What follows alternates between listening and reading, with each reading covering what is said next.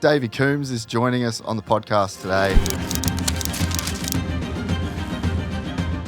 I went to a race the following weekend, and I've been going to them ever since. In many, many different roles, beginning with picking up garbage. For years, there had been sort of a cold war between Supercross and Motocross in America. We had tried war, and we found that we were good at it. But now it's time to try peace. The era with Stanton and Damon Bradshaw and Jean-Michel, that was good. But we never knew how good it could be until Jeremy McGrath came along. And to work together now on the Super Motocross World Championship, I think we're in a great time for the athletes, for the industry, and for the fans. If you think about where we were 3 years ago, I think we're doing pretty good. So he shows up at the last race with the four-stroke and wins. At that moment, we should have stopped. Glen, Helen, when are we getting it back?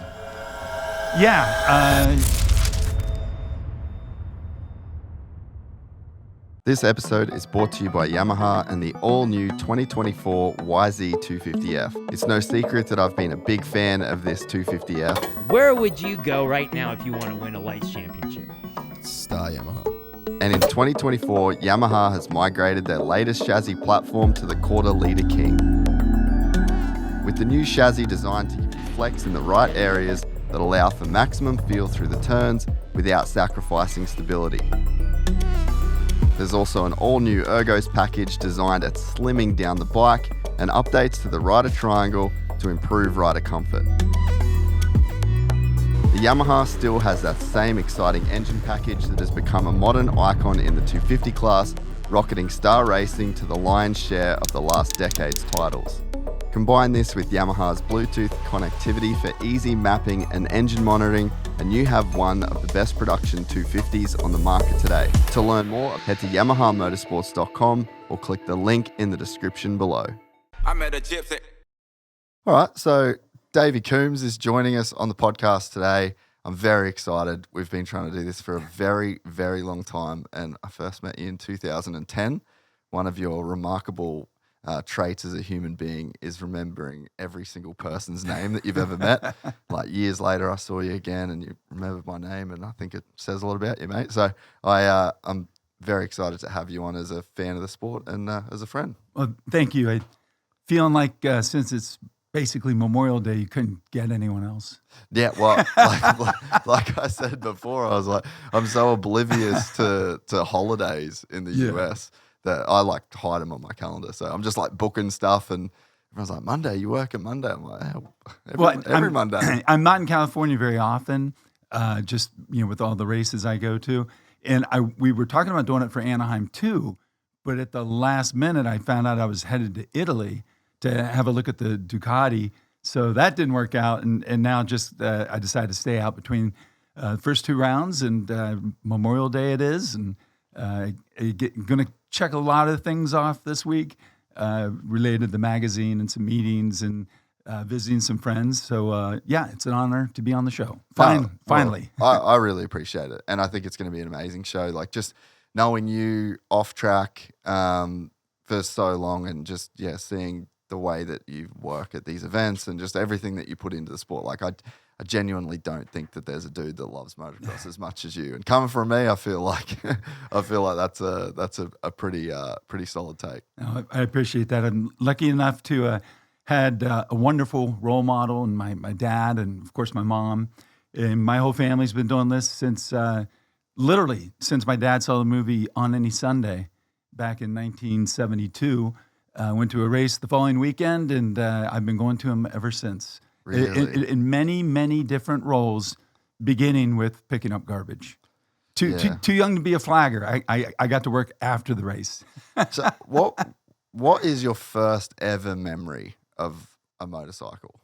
My dad had a Triumph Bonneville, like a 65. Yes. And I remember him putting me and my older brother Timmy, on the front of it and riding us around the neighborhood, and on streets, no helmets. I was probably 5, maybe, and within a couple of years, though, we were around them all the time. Yeah. What was your dad's level of involvement back then?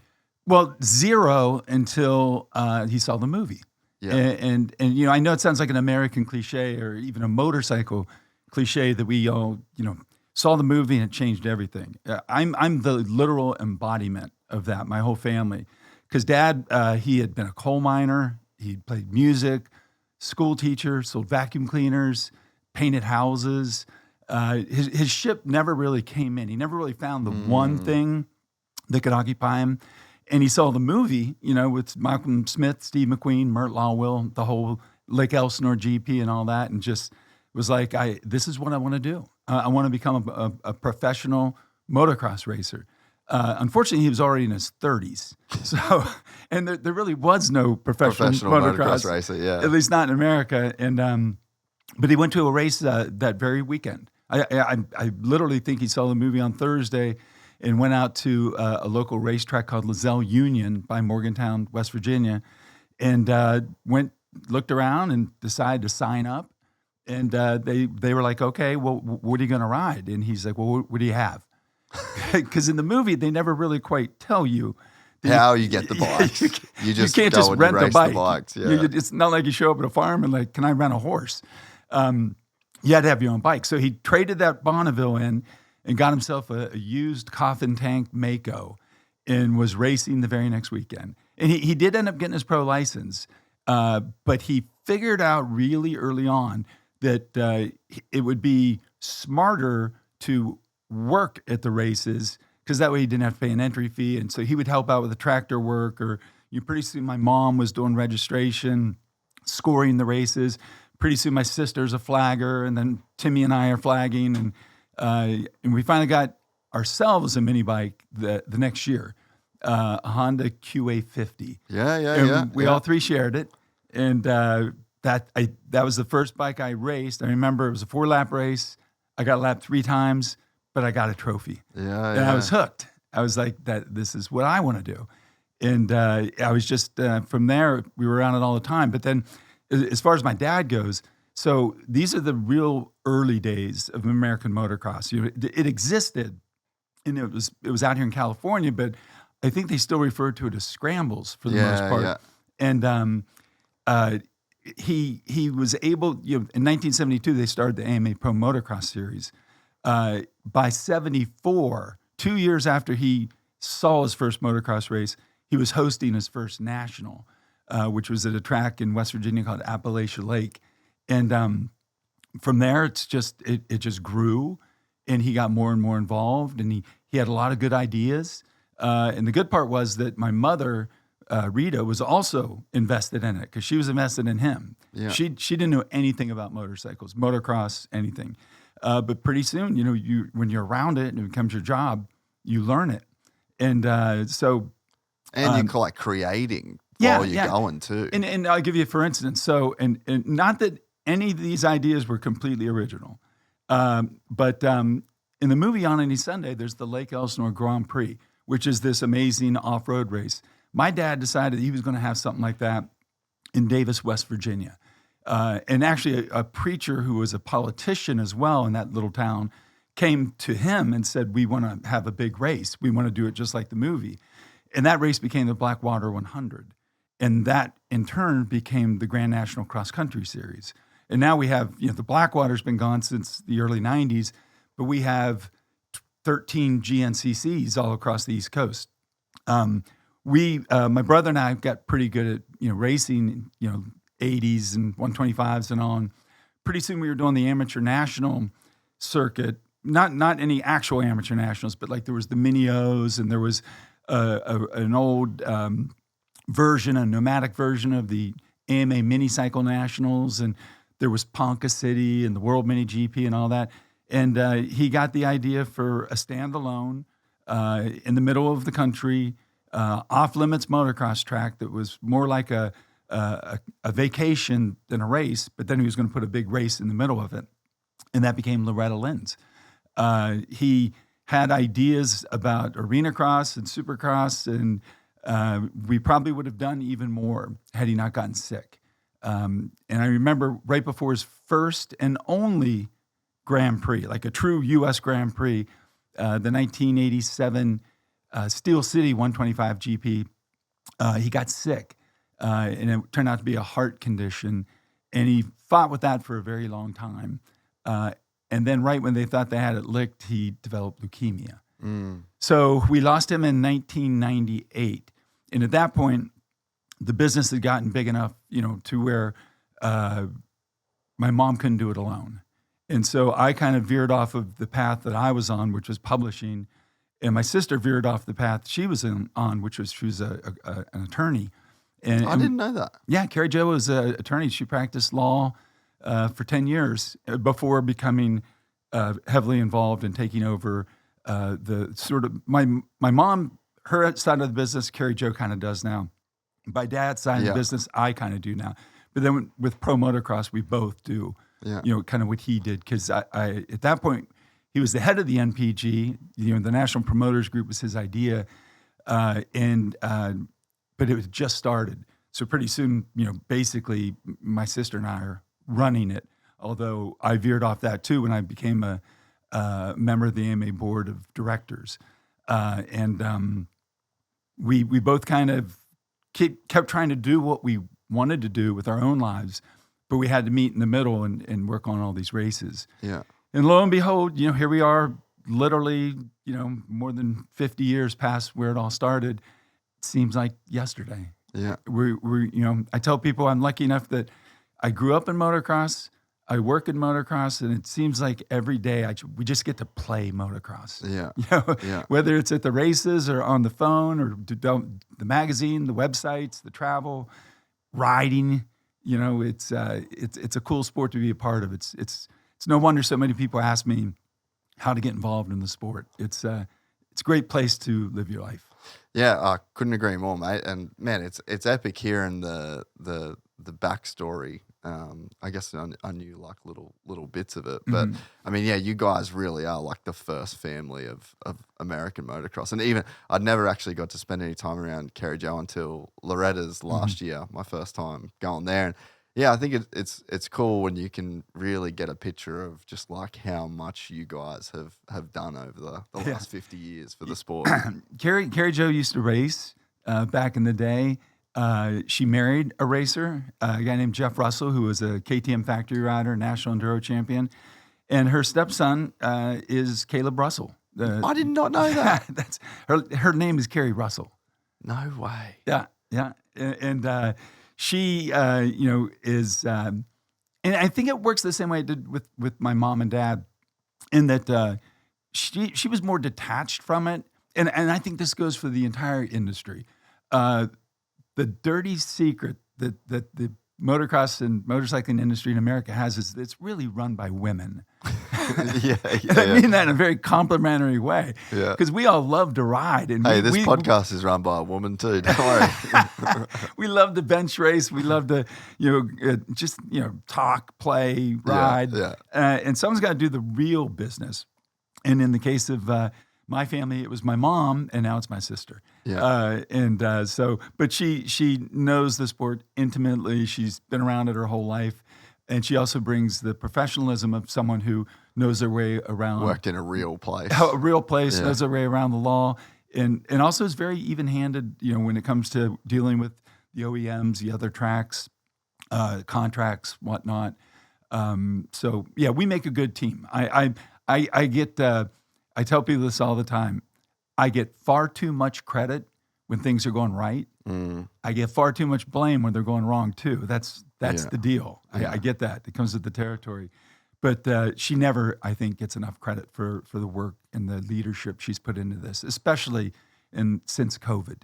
Yeah, okay. What made, like, she was instrumental in like keeping the wheels on the wagon through COVID? She was. And it's kind of a long story. That's fine. We got time. Well, what happened was backwards to the Friday before the 2020 Daytona Supercross. For years, there had been sort of a Cold War between Supercross and motocross in America. We were always involved in motocross, but Supercross was always this other thing. But my dad had, over the years, sort of become the leader of the promoters group for motocross, and said, we really need to learn to work with Supercross. We should have our schedules line up. We should try and do things like they do. Because, in 1995, it was a bunch of individual promoters basically counting their races together for points. And that became a championship. And it evolved over the years as far as pro motocross goes. But Supercross has always been much different, very uniform, especially since, the late 90s. They did things in a very professional way that we had to learn. We had to go from being just grassroots to being professional as well as grassroots. Because, people were going Supercross only. There was a real fear that Jeremy McGrath, the biggest star in the sport, was going to ride Supercross only. And that did, in fact, come to pass. So the National Promoters Group had become stronger as sort of a bulwark against the expansion of Supercross. And then when we got into sort of the teens, 2010, 2011 and on, especially after the recession, the Pro Motocross was really under the gun because this new gentleman, Kenneth Feld, had bought Supercross. And he had his eyes on expansion. And we were worried that the Pro Motocross was going to get swallowed up. And so we really went to work and made the tracks better, made the series better. We got a better TV package. We started running it more like a business, which is how MX Sports Pro Racing is, and less like a club, which is what the NPG was. And finally, in 2020, the people at Feld, at this point it was Todd Gendro, and then, of course, Dave Prater and Mike Mewey, came to Daytona and said, we'd like to have a meeting, and said basically, hey, we have been acting like rivals for too long. We're not going to expand over on top of what Pro Motocross is, because we know how important motocross is to bike sales. We know how important the series is to the industry, to the manufacturers, to everyone. Yeah. And we decided, let's work together. As I think I wrote, we had tried war, and we found that we were good at it. But now it's time to try peace. And it was like, oh, awesome, this is going to be cool. 5 days later, COVID hit, and it completely shut everything down. And that's when my sister went to work. She realized that it was going to be a long time before anything opened back up. No matter how you felt about what was going on, the world shut down. And she decided to reach out to other promoters, including Feld, including some of the rival promoters, including NASCAR, and said, look, we have to work together. We've got to form a task force, and we've got to prove to the world when the time comes that we're safe to race, that we are social distancing, that we are using masks. And, what better way to social distance than to go ride your dirt bike? It was that kind of thing. And over the course of the next 3 months, we managed to, keep things together. We worked with Feld and changing the schedule. We volunteered to back up Pro Motocross so that they could get their series in. And they were able to go to Salt Lake City and present, their idea to have these 7 races over the course of 3 weeks and keep the championship from being compromised. And I don't think anyone realizes how important that was. For Supercross to finish in 2020. It kept the teams together. It kept the sponsors together. It was great for TV because there was nothing else as well. Like whoever kind of dropped the ball in that period of time, it's almost like, well, when the world restarts again, like you might be left without a chair. Yeah, exactly. And so that is where Carrie really stepped up. She spearheaded that, her and Tim Cotter. And by the time we got to the end of summer, we had figured out a way to run Pro Motocross. It was a strange schedule with a couple Lorretta Lynns, a couple Redbuds, a couple Fox Raceways, or however. We got it in. We kept the teams together. And then as the world sort of began to ease out of it, what we figured out, if there was a silver lining, besides the total bounce back of the motorcycle industry, or any really outdoor recreational industry, there was also our relationship with Feld. We were really enjoying the work together, the conversations, the Zoom calls. Got to know each other because what do you do during a lockdown? you watch TV, you watch The Last Dance, or you get on a Zoom call. Yeah, Tiger King. Tiger. Yeah, I admittedly, yeah. You skip that one? No, admittedly, I wish there were Tiger King too. So, yeah, it was during that time that we decided that it was time to do finally a project together. Yeah. And that ultimately came the Super Motocross World Championship. All of that came out of COVID, and a lot of that came out of my sister's leadership. Yeah. Man, that's very, very, very cool to hear. And knowing Carrie Jo, I could see that is a thing that she would do. Yeah, she's been around it her whole life, but she's not jaded by it. You know, she doesn't have a thing against this brand because they messed her kid over, or whatever. Well, you know what it is too. Like, there's a pet peeve of mine in the industry, but it's almost like completely unavoidable. But we have very few professionals in the industry.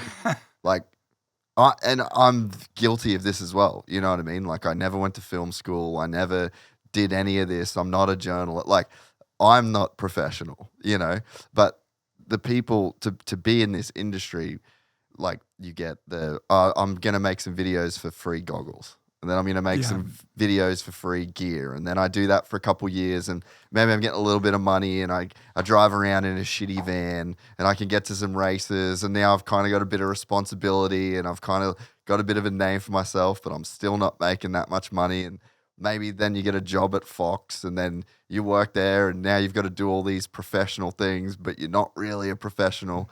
So it's like Carrie Jo is like actually a professional, and it's nice to have someone that is fairly professional in the sport, Yes. And it's one of the great things about the sport, but it's also to its detriment in a tiny way. Yeah. Well, so what you're saying is you're a privateer? Yes, I'm a privateer. Yes. I'm a private. Hey, and guess what? That's why I don't race Supercross.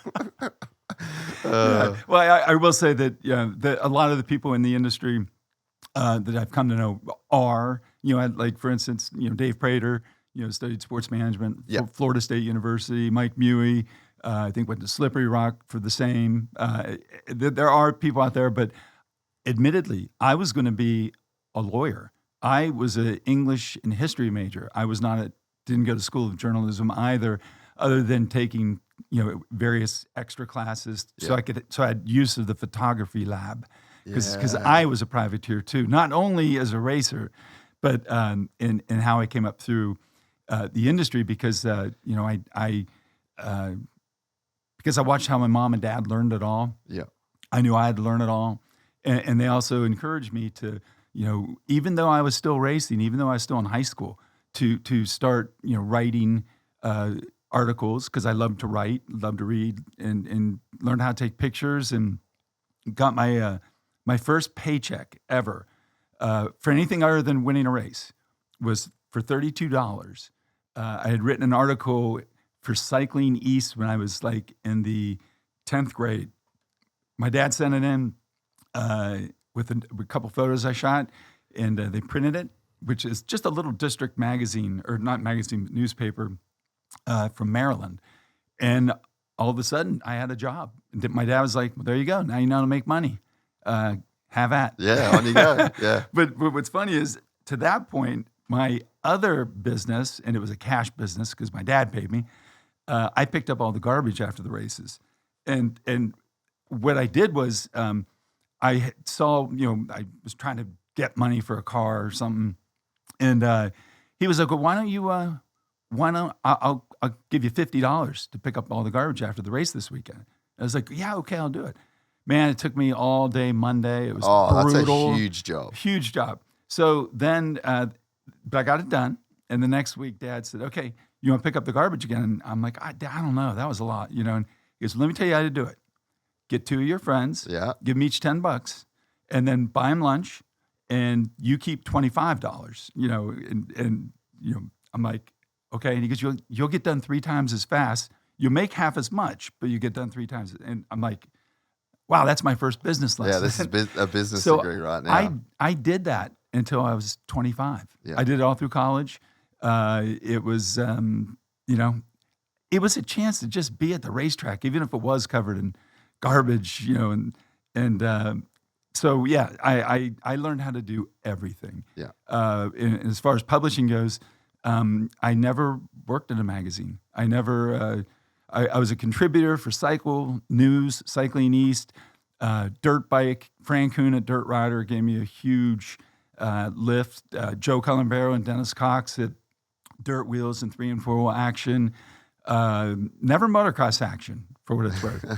But always, really? Yeah, I was friends with Dick Miller, but my father and Jody Weisel had a kind of a cold relationship, and you know, we just, you know, later in life I got to work with Jody and became friends with Jody and really respect Jody.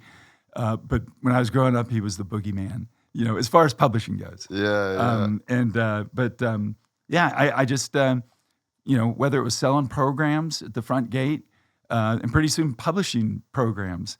This is funny. My first outside contractor for publishing, Glen, Helen. No way. Yeah, they had a USGP, 500 GP in 1990 and reached out to me. Roger DeCoster was the promoter, along with Greg Bauman. And he had a company, I think, called Motolink. And they asked me if I wanted to do the program for it. I'm like, oh, yeah, absolutely. You know, because I'd done a couple programs for our races back east.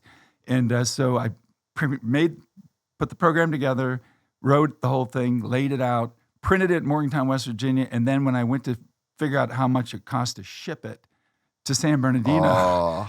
So my dad loaned me the van. I got Jeff Cernick from Cernick's Racing and a couple friends, and we drove from Morgantown, West Virginia to the front gates at San Bernardino, Glen Helen Raceway, and stood out there and sold programs. And I think that's when I first met Bud Feldkamp. I'll never forget, Jeff Cernick was standing there.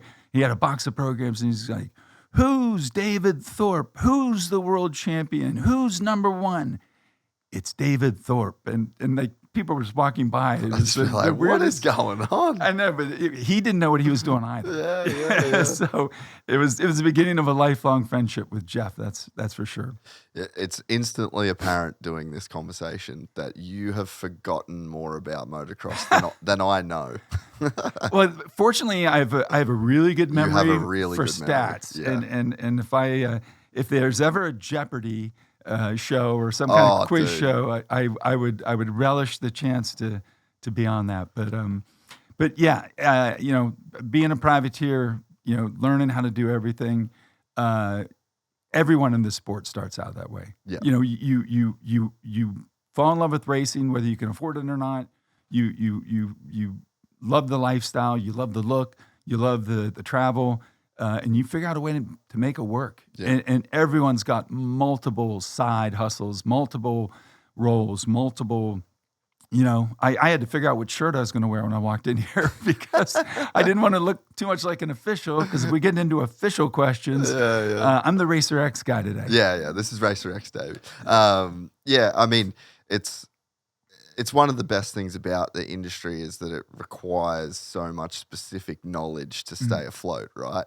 So it's like, you know, and you can see it in so many industries. Like they'll bring in these, I mean, it's happening right now at WSX. Like there's a group that's come in, which we'll get it too late. I don't want to get sidetracked on that. But you got this group come in and they're like a football and they own this. And then you hear some of the stories and it's just like, you don't know enough about this thing to make this work. But then I think that there's also an element where it's like people can like ride on that a little bit, like that you will do things for free and you will do things for gear. And I think there's like an element that hurts, but I guess it's just that's the nature of the beast that we're a part of, you know. Yeah, we all want it to be you know, this big grand thing, and we all aspire to that and we all work to that.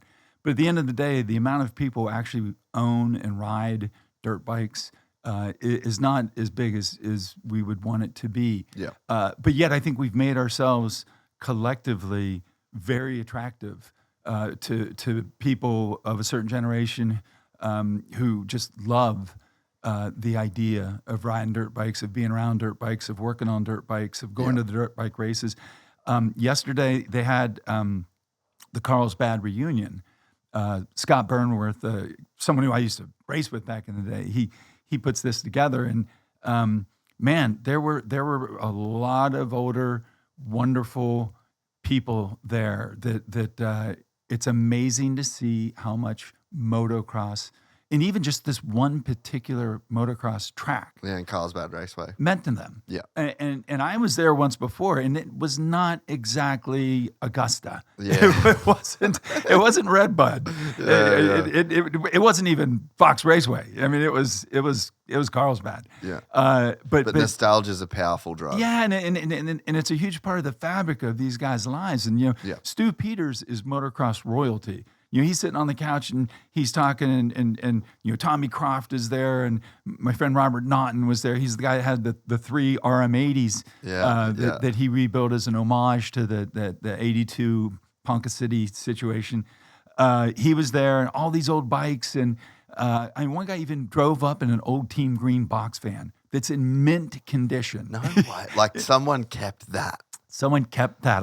That says a lot. Yeah, and even the inside is the way it was, and the guy explained to us that it was Danny Hamill's van. It was the one that he worked out of, and they used it later because it has the Chevy Trucks logo on it. But I'll give you a picture to pop up. It was incredible. But my point is that here it is. 30 years later. 30, no, I mean, the first Carlsbad races were late 60s. Oh, wow. And the first GP or Trans AMA race was 72. The last one was, mid 80s, late 80s. And these guys still get together every year and just see, I think part of it is it's reunion, it's homecoming, it's a chance to see who's still alive, and it's a chance just to remember for a little bit. Yeah. A lot of guys hobbling. I can tell you that. You can tell you're at a motocross reunion by the amount of crutches and canes. But it was really cool. Yeah. And a reminder, like the responsibility we have. Yeah. And when I say we, I mean this generation that's kind of at the helm of things, whether it's Supercross, motocross, media, promoters, people in the industry, OEMs. We're all in this together, and we all got to do our best to leave it better than it was, because those guys are still counting on it. Yeah. And that'll be us one day. Absolutely. That's going to be me. Yeah. I'm going to be a dude with a 96 CR250 that I bought in 2020 through COVID, and I'm going to be standing there with a beer talking about, like that will be us. Like you're right. We do need to protect that for ourselves. Yeah. And I'll say this, if we're lucky. Yeah, true. And it's, I punch the clock at a motocross track, and when I'm not at the motocross track, I'm at Racer X's offices, and if I'm not there, I'm flying to a race or to a meeting or driving, or the funny thing is about people like you and me, I'm guessing, is the one thing, the weird realization that you come to when you work in the motocross industry is that you hardly ever have time to ride anymore. It's like the terrible payoff. But I made a pledge to myself a few years back during COVID. I was like, I got to get back out and ride. But I can't get hurt during the summer. I've hobbled through an entire summer needing knee surgery, and that in turn messed my back up. And so I go real easy until we get to September. Yeah. Well, the privateer conversation, maybe I was going to touch on that at some point. But what was your take on my rant that I went on? I think that you now realize that in this industry, you need to bring a lot of tear-offs. Yes. Yeah, that was probably like my first big public. It was your turn in the barrel. Yeah. Which I'm completely fine for me, with. it's last Thursday. It happens. Yeah. No, I disagree with you. I was a privateer.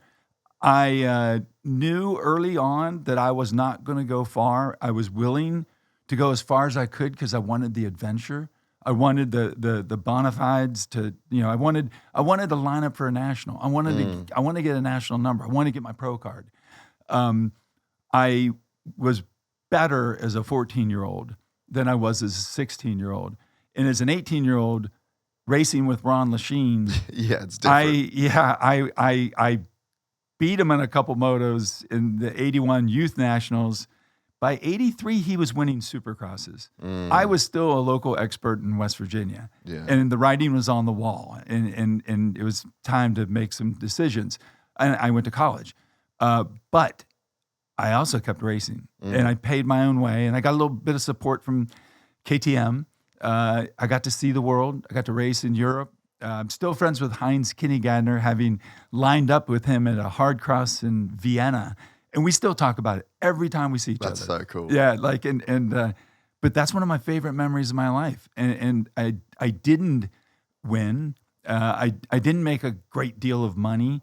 I paid for it, but I was a part of it. And not everyone who races stock cars ends up in NASCAR. They have a different kind of system we do, but there are privateers all over that sport. Yeah. And in our sport, it's just different in that there's real high enthusiasm and low cost of entry to become a dirt bike racer. And that goes all the way up through the pro level. Yes, it gets pricey, but the rewards are there if you're really good. But I don't want to be the guy that says you're not good enough. We only want 20 people here because there are only 20 people showed up with good support. Yeah. I don't want to do that. And in fact, in the Pro Motocross series, we have to turn people away every weekend. Well, you couldn't run motocross without privateers. Right. 1,000,000%. Yeah. And I don't think you could with Supercross either, because back in the day, when there really was 20 factory riders in the 250 class, there were still privateers. And the racing got boring. They tried having semi, heat races, last chance qualifiers, 2 main events, and they finally said, you know what we need is another class. And that was the 125 class. That was also my dad's idea, by the way. Yeah, right. Yeah. That's why it's called the Dave Coombs Senior Memorial Shootout. Yeah, I'm very, very thankful to Feld that they still call it that. Kenneth Feld didn't know my dad. I don't think that anyone involved in Supercross on a day-to-day level really knew my dad, but they still honor him, which is super cool. Yeah, that is super cool. Yeah. But it takes privateers, and it will always take privateers. And I do my best to help them as best I can because I was one of them, and I get it. I know it. And I'm not going to throw you under the bus other than to say I disagree, and you should get some more tear-offs. No. I appreciate your perspective. It was funny. So first of all, I don't edit our content anymore. Like that's been done for years. I also don't post my content. So we have like a team in Australia that's worked for us for years. And I wake up in the morning and I'm like, I wonder what's on YouTube today from Gypsy Tales. And I just see this what I paid those boys to do, they did. And I got up and I was like, fuck. I completely forgot that I said it. I was just not I think the way that obviously there's the people on the internet that take the clips and they take the things out of context. Yeah. But that was me being theatrical in a sense and hyperbolic, because from my perspective, I'm a guy that I deal with a bunch of different worlds and a bunch of different athletes, but motocross and supercross, that's my shit. That's my whole passion. It's what I've done my whole life. And I could do this in another sport and it would be bigger. And you know what I mean? There's probably more I could do with what I do that would be in a different place that would be more profitable, right? So I love this shit. And so I'm the guy that's thinking about ideas and I'm around these different things and I'm around these different places and I'm like, man, I feel like there's some things we could do. So I'm always coming at it from that angle and I'm always kind of bringing new ideas, and which I think are doable knowing some of the things behind the scenes. I'm not completely ignorant. I'm not ignorant to what people think at the top of the sport. I'm not ignorant to some of the, the things that go on and, that other people might not see. So I guess my perspective's always a mix of those things. And the one thing that I always get, dude, in my DMs, anytime I say anything that's a remotely good idea, but what about the privateers, bro? What about the privateers, bro? And the amount of times that I get that, and Clinton Fowler what about the privateer broed me? And I was like, you know what? Fuck the privateer. I'm fucking done. And it was one of those that, you know what I mean? So that was like the way that it came across, you know, and then you're doing a show, it's entertaining, we're being hyperbolic. But I do, and it started a conversation that there was never this much, you know, talk around that, and a lot of people weighing in. I got a lot of phone calls from people. I got a lot of hate online. Like, I saw a lot of it, you know, and I'm completely cool with all of it. But I think motocross cannot exist without privateers. Doesn't need to be changed at all. Like, I just don't think that there's an issue there. My issue, and like really in terms of like just having an actual like conversation about it and not being silly and carrying on. But it's like, how many guys would enter a Supercross race? 120, 140, you know, plus guys. And we have 22 in the 250 main event and 22 in the 450 main event. And it's basically the same guys, right? You might be picking from a pool of 30, but we have 130, 140 every weekend. And then there's all these like upstream problems, which people don't necessarily attribute to privateers because they're this cherished part of the sport. But it's like, the tracks are fucked. Oh, we don't have enough time to maintain the tracks.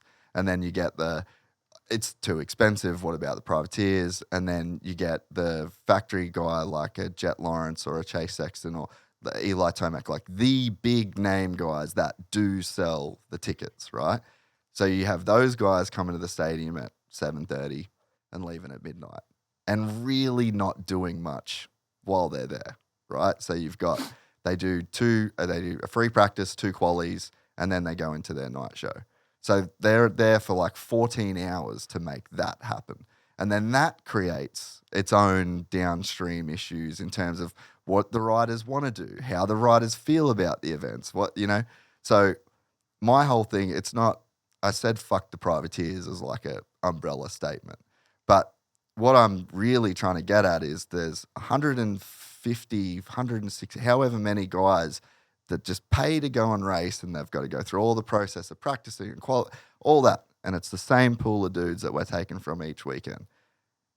I think there's a way to really trim the fat. So I'm not saying only a factory rider can get in there. Like, that's not the point, but I'm saying we're spending the majority. You think about race day live, you think about all this time that is taken up through the schedule by guys that will never make a main event.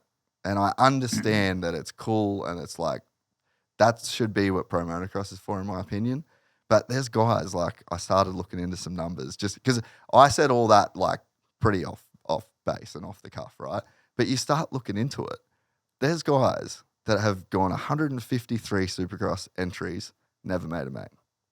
160, and it's just like 14. There was one guy, 14 seconds a lap, qualifying pace off RJ Hampshire in the 250 class.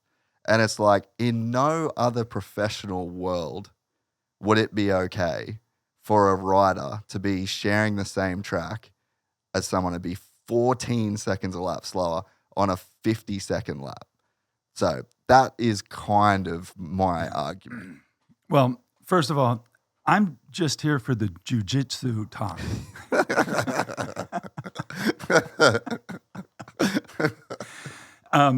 Again, I disagree. But I will say that if someone's 14 seconds slower, there's obviously a reason. And I know that the AMA would look out for that guy, and they would, if someone was truly an obstacle or a danger. And Supercross doesn't take as many riders as you think. I think that sometimes it's usually close to 40 a class. It's just hard to turn people away when this is the only game in town. But they don't just let anybody sign up. Anybody to even get around a Supercross track, you got to be pretty good on a dirt bike. That's not my issue. Yeah. I definitely, like, there's guys that are very good at racing dirt bikes, much better than me and much better than I'll ever be. So that's definitely not my issue. Yeah. So I see your points, and I see your points about what it means to the schedule, what it means to the tracks, what it might mean to a superstar who might get burned out on the lifestyle and whatnot. But I don't know that you're going to get Jett Lawrence to ride too much more on a given Saturday. You know, he's working at. I would never say I've seen him go 100% yet. That guy's frightening. How it's insane, smooth isn't it? he is. Just for all you younger kids, the guy that most resembles what it was like to watch, what it's like to watch Jett Lawrence, the guy who most resembles that has to be a mix between Jean-Michel, Bayle, and Jeremy McGrath. Just like he's playing a different sport. He's on a different instrument. Can you pull up? Just Google this while we're in the background. 1992 Motocross of Nations. Oh yeah, Manjum. Dude. Yeah, I think he had a flat front tire. Bro, Jean-Michel Bayle. I've watched this clip so many times of Jean-Michel Bayle. I've ridden that track. I've raced that, not the Motocross of Nations, but I've raced their biggest event there, right? It is, the track's basically the same, and it is unbelievable how good Jean-Michel Bayle was and how fluid his riding style was. Yeah, and Jace, at this point, he's disinterested. Yeah, this is his last motocross race, basically. And he's just like, yeah, whatever. I was friends with him. I had met Jean-Michel in 1986. See if you can find where JMB's. Yeah, is that him there? Jeff Emig was at this one. That's Lyles. That's the American. Full screen this shit, bro. This is sick. Yeah, I mean, the track's like relatively unchanged too, and I mean, just knowing what it was like for me on a 2022 KTM 350 with all the best shit, and this dude was riding a CR 500 from 92, and just like incredible. Fast forward maybe to one of the 500 motos. There he is. Oh, there it is. Go. In the Taichi gear. I mean, he was the only one that could make the Taichi look good. I mean, but like modern technique. Like he doesn't look, I mean, there's a huge difference in the way that like the bike's reacting and like what he's got to work with. But in terms of technique, man, like Jesus, he was just so incredibly good, eh? And that track is just brutal, like unbelievably rough. Yeah, that's FRO. This is the famous race where he did the stand-up wall corner and kept his feet on the pegs. Yeah, did like the full bar drag with like the high point kind of wall. Yeah, it's all very similar, man. There's a couple big tabletops that go up that hill. For what it's worth, this track looks like the one they raced in Spain a couple weeks ago. Beautiful track. The Jorge Prado circuit. But this is the epitome of what it was like to watch. To watch Jett. To watch Jett, it's like watching JMB. Yeah, and you know, I'm a stat guy. Maybe not into the way that Clinton Fowler is. Yeah. You're a brain stat guy, though. He's like a database stat guy. But I'd figured out, and you know, this is frightening. There were 10 250 Supercross winners this year. 10 different guys. Great parity across the board. 9 of those guys are older than Jett. The only one younger than Jett Lawrence was Hayden Deegan. Yeah. Not that much younger. That's crazy. And the fact that Jett has, you know, won every title we have in America, East West, 250 Pro Motocross, 450 Pro Motocross, Supercross, and now Super Motocross. He did all of that before. You know, he's had 20. He's won 49 races since he turned pro. He's got 49 bottles of champagne and is not legally allowed to drink any of them. Thank God no one's IDing down there at the podium. Maybe you get Nick McCabe to get on that. Let's get some grapefruit juice for our young stars. We do at Lorretta Lynns. We do have Fos champagne. But anyway, my point was about Jett. He's a great big superstar, and he's only 20 years old, and no one wants him to burn out or you know, lose interest. Some of the competition might, but you know, we'll see. But my point is that Supercross and pro motocross are dangerous things. And the more time you're out there, the more likely the numbers are that something is going to happen. And sometimes crazy, bad luck, unfortunate stuff happens. Like when Jason Anderson, hit a guy, at Glen Helen when he was out practicing, the fiasco with the flagger on Thursday. That stuff is unfortunately, it's chance. It's you do all you can to protect for that, and so do the riders. But I think that if you said we only have 40 riders for this Supercross, and we're going to stretch it out all across the day, I don't know that Jett's going to want to be out there 6 times.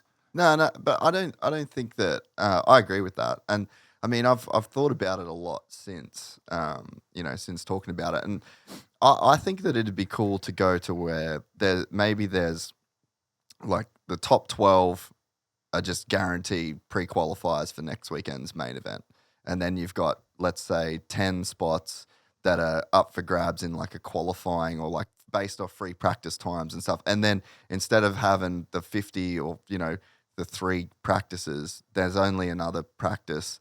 And then the guys are qualifying for like those last spots or whatever. Yeah. So I don't think that I personally would actually like to see maybe 2 qualifying sessions. So 2 20-minute or 30-minute. I could see that. And then, because I think about from like, a lot of times I'm coming from a content and like entertainment perspective as well, right? So like, let's say I got given the keys to the castle at Feld and I could write the program. I'd go, righto. There is 30 guys that can show up to this. There is the top 12 are pre-qualified. They go straight into the main event. We'll figure out a way to get these next 8 spots. And then we're doing 2 30-minute practice sessions, right? Then the guys aren't going to ride for 30 minutes. So you start out with a pretty fresh track because there's time in between to groom and everything. You just described the Super Motocross World Championship. I was just about, this was literally going to be the end of my point, and I was going to round out by saying, and it's kind of like Super Motocross all year long. But I think that we should do these longer sessions. Like, one of the best things about Formula One and MotoGP that we don't have in our sport is like an interesting qualifying in the way that those sports do. Like, it's race day live on both series has gotten so much better to where it's like really starting to be, but we're filming a practice session. We're not necessarily like engineering that specifically for TV, if that makes sense. It's like we're adding TV onto the way it is.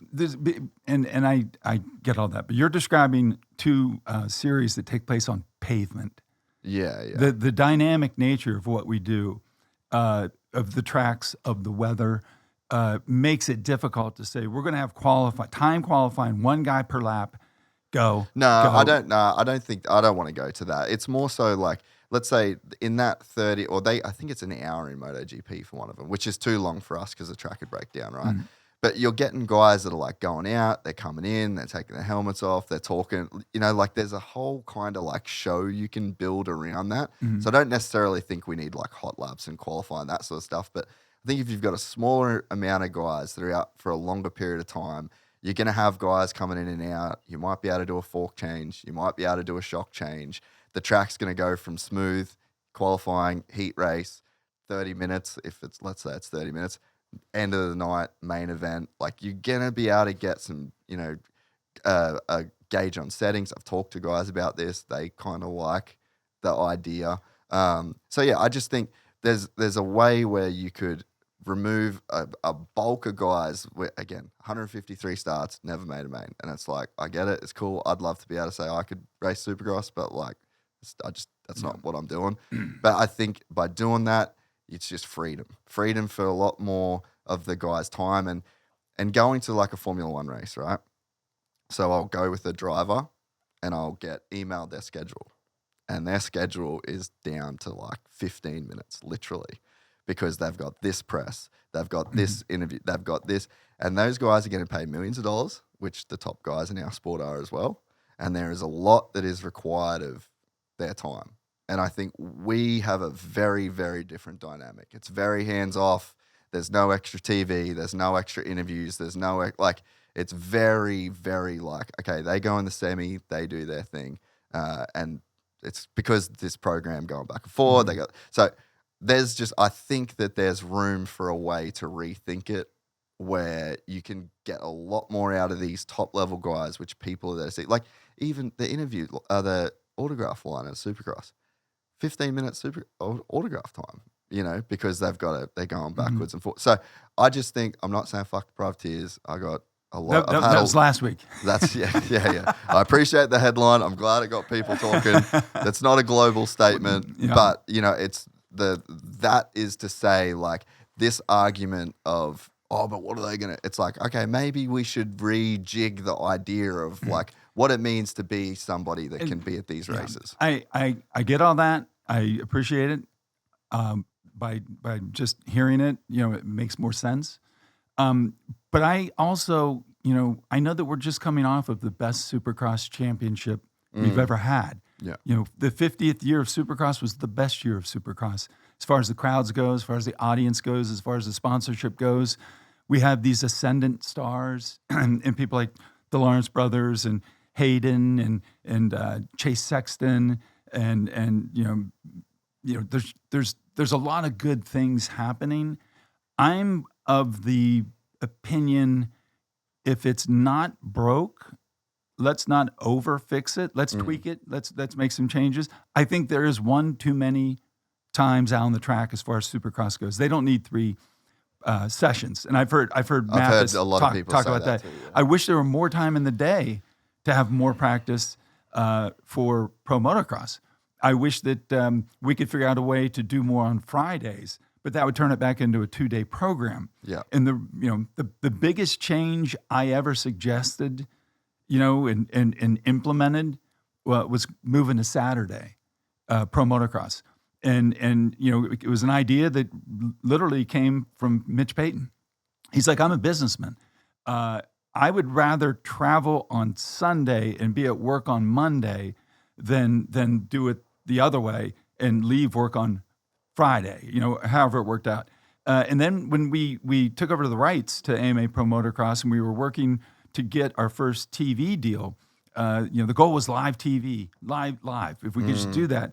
And we had a meeting with someone at ESPN2, and I think it was ESPN. Ultimately, it was NBC Sports, and they said, we could show it on, we'd show motocross on Monday night, or we could show it on Saturday. And I'm like, well, neither of those do us any good. And he's like, no, we could show it live on Saturday. And I was like, what? He's like, yeah, on Saturdays you have more leeway as a network. On Sunday, you got to be done by, you have football, NASCAR, the finals of every golf tournament.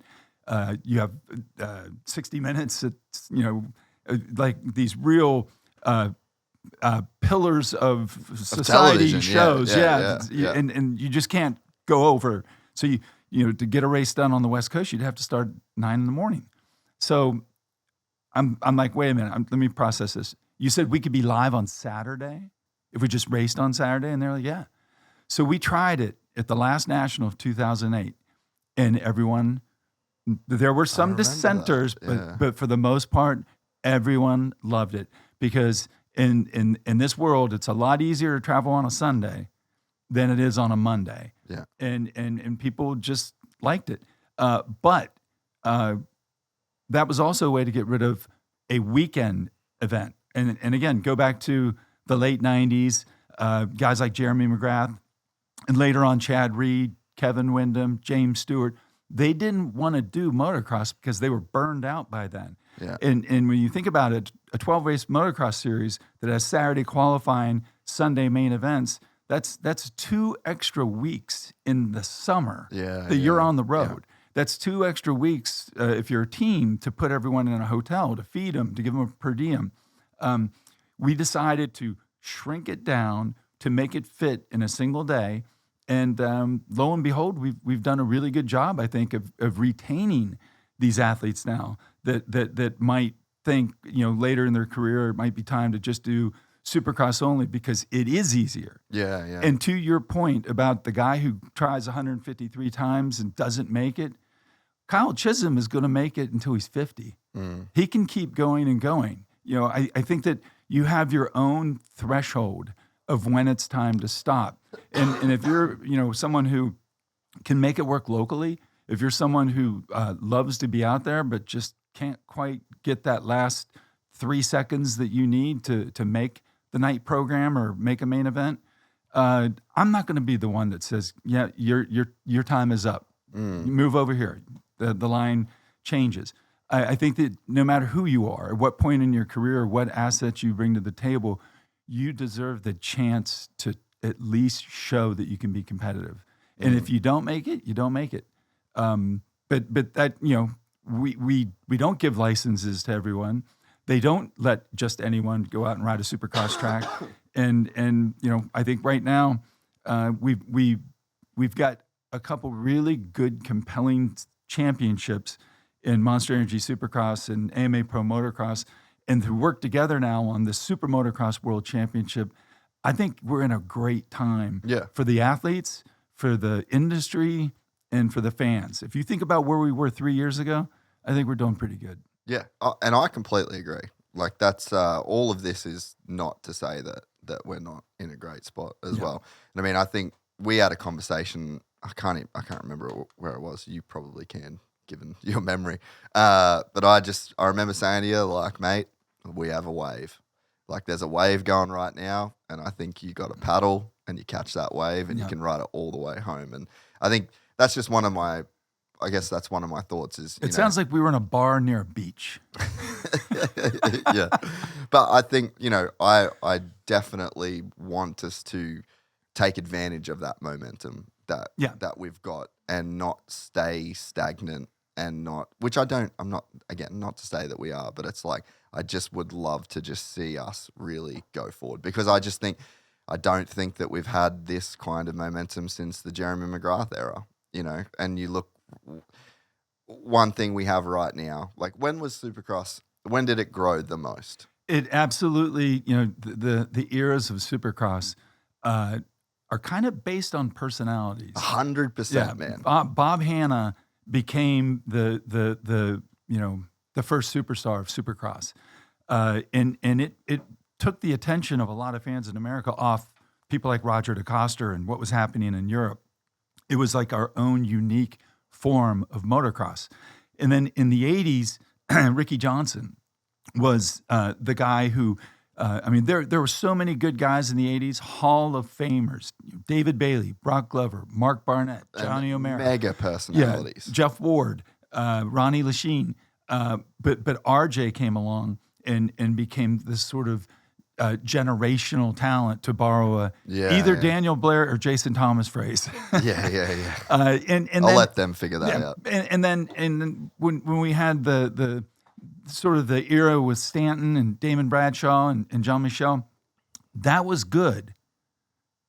But we never knew how good it could be until Jeremy McGrath came along. He was he had the charisma of RJ, the showmanship of Bob Hanna, and made it look like a ballet. And the coolness of Marty Smith, and he was doing next level things. It was very Jordan-esque of what Jeremy began doing in 1993. But then it changed, and we all blame Ricky. Ricky killed the pre-race after party and the after party. Because he had a different philosophy, had a different outlook. He was not as naturally talented as the guys before or after him. Yeah. But he changed the game completely. And then things like the recession happened in 2009. There was the alphabet soup problems of AMA, FIM, AMA Pro Racing. The things that happened with James Stewart, the Cold War, Brock Tickle.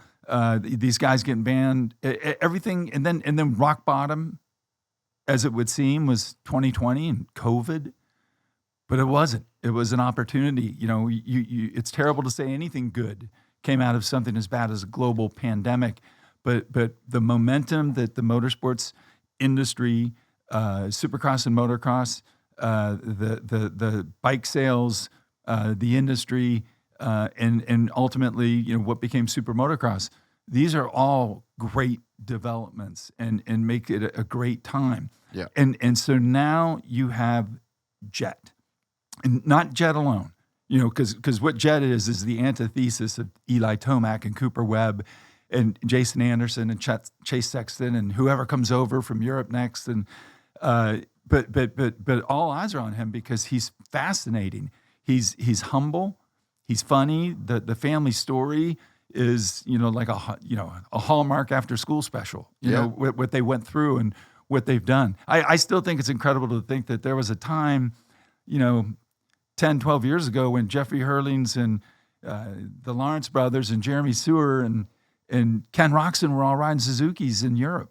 You know, that was an RM80 army. Yeah. So, so he to describe Jett, you could take all the really big, successful people, add in a Travis Pastrana type, G-Wiz, charisma. I mean, I just got a text from my sister-in-law who says your niece Cala's 12th birthday is on June whatever, and all she wants is a Jett Lawrence autograph. And I'm like, that's all anyone wants. Yeah. But like, I'm like, oh, I'm gonna break one of my own rules, which is to ask a rider for something. But I think I'll go through Lars Lindstrom. He seems to be in a really good mood lately. Yeah. But I completely agree, and I've said this to a few people recently, and it's one of those things where, like, I get a lot of shit for like the Jett dick riding thing. It's like, okay, well, I've known him since he was 5, and like we're all, I'll just stop you right there.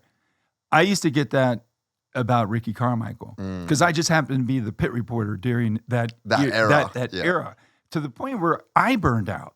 I ended up quitting because I mean, how many times can you ask Ricky Carmichael say, Ricky, what it feels like to bash everybody? Yeah, Ricky, how do you feel? Yeah, you know, and that was it. Yeah. I mean, like there was no new questions, there was no new anything. Yeah, and it was, but it was wonderful to work with. But how do you not report the results? Yeah, well, look at the results. The crazy thing is, I fully undersold the kid.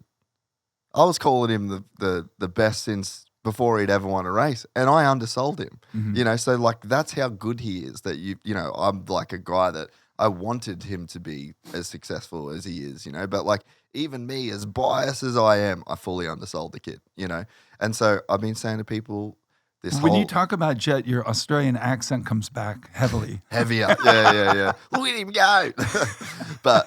But I say to people, when did we receive the most growth in the sport? Jeremy McGrath. Yes. We have the reincarnation of Jeremy McGrath, and everyone doesn't want him to be that guy. Like that comes with the territory. Yep. We went through it.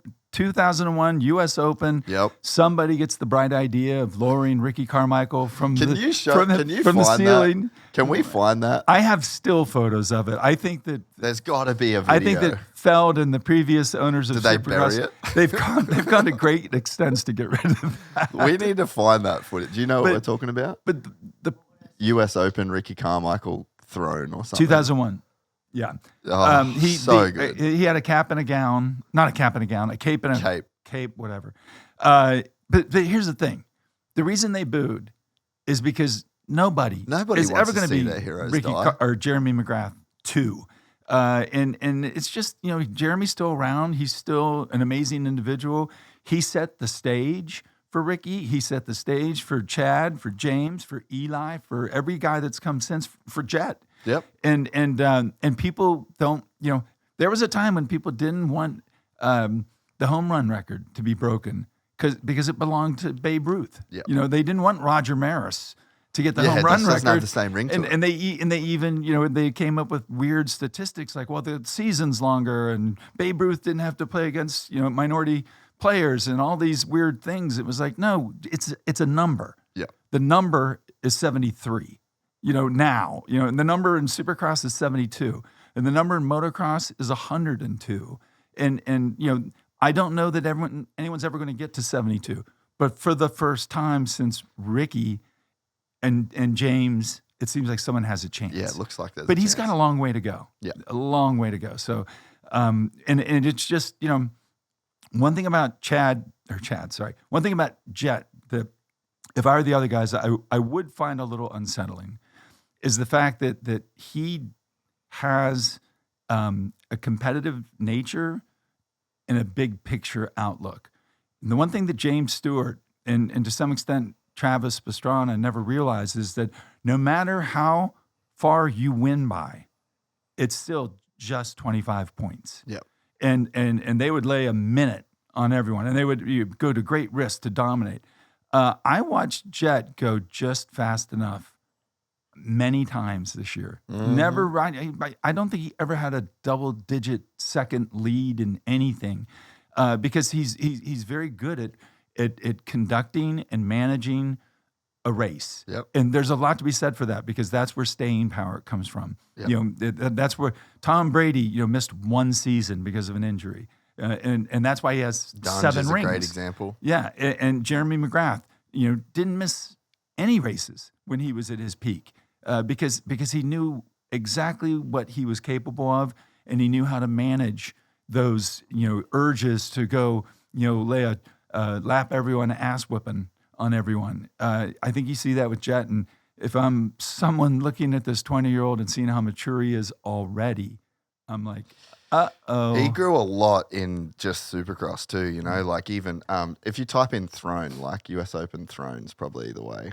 But maybe you just ask. Or open. Maybe you can ask some of your viewers, both here and in your jiu-jitsu channel, if they can send a photo of Ricky with the cape. But the point is, that was a weird moment, but it was an iconic moment, and that it really was the passing of the torch. Yeah. But people didn't want to see Jeremy McGrath head to the exit like that, and they took offense to it. There was also the idea that Ricky had just left Kawasaki and went to Honda. And remember, Jeremy was always the king of Supercross. They decided to put Ricky in that gown and that crown and give him the scepter and all that. I know that Scott Taylor, who was managing Ricky at that time, almost broke the cage open trying to get that out. He's like, this is a bad idea. I don't think Ricky knew until he went up to the ceiling that, oh, by the way, put this on. Yeah. And didn't do it the next day. But there's great promotion in that. We're talking about it 20 years later, like I'm not a guy that's mad at that kind of stuff, and it's the same way that I just love the way that Hayden talks shit. He's like the nicest kid. He is literally the nicest kid, right? And he just loves to talk shit. It's fun to him. And I get it, because I'm like kind of similar. Like, I think it's fun to have these back and forth, because like if you don't take it too seriously and too personally, so it's like that kid should be almost celebrated because he's finally someone that will actually say something that would be remotely offensive to someone, Yeah. Well, turning to current events, I know that even though I was kind of removed from the whole situation, but with the going off the course and the big drama that happened after the race, there were a lot of hot tempers, from what I understand, a lot of things going back and forth. But according to Andrew Short, who was there as the rider liaison, something we're working on to develop along with which is cool. Along with Supercross, Hayden conducted himself extremely well. He explained himself.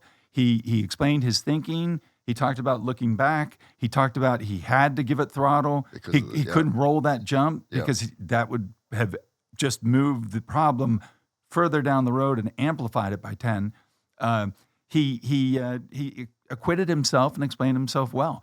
And I haven't had a lot of long conversations with Hayden, but I know his dad, and I imagine the idea that Hayden was the most calmest one in that whole situation speaks volumes to Hayden. And I thought Levi Kitchen, who did a long talk with Mathis and Nick McCabe after the race, he was not like... He was cool. He said, hey, man, well. that kid beat me. He went 1-1. I'm happy with my day, and let's see how we do next week. And Tom Vial, same thing. He was like, I struggled here and there. It was hard to pass. And he can't wait for Hangtown. Yeah. We got some good, mature, young riders, but they're not afraid to take a jab here and there. But you would have thought that with Hayden, thinking someone protested me and I'm going to lose this title or this race win, would be, really angry, but he was not. Yeah. Yeah, and it's very cool, like and I think that speaks more to like the character that he's playing as well. And it's like people should respect that, because he was very calm.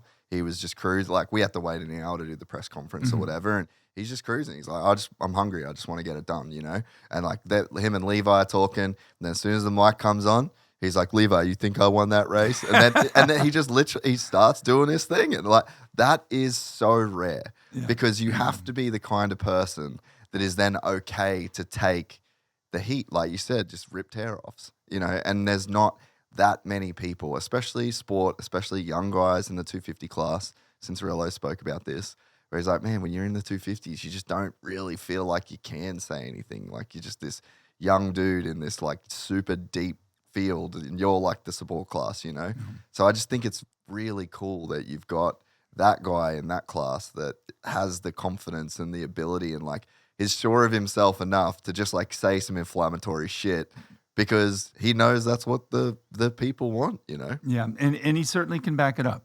But Yes. the reason there's a 250 East and a 250 West in Supercross, it's a development class. Development of your Supercross skills, but also development of growing up. Yep. And I think Hayden Deegan's a perfect example of, or Levi Kitchen, of how that is working. And Hayden with the situation with his family and his dad and his sister, he knows his way around a microphone. He knows his way, looking at a camera, and he knows what is wise to say and what's not to say beyond his years.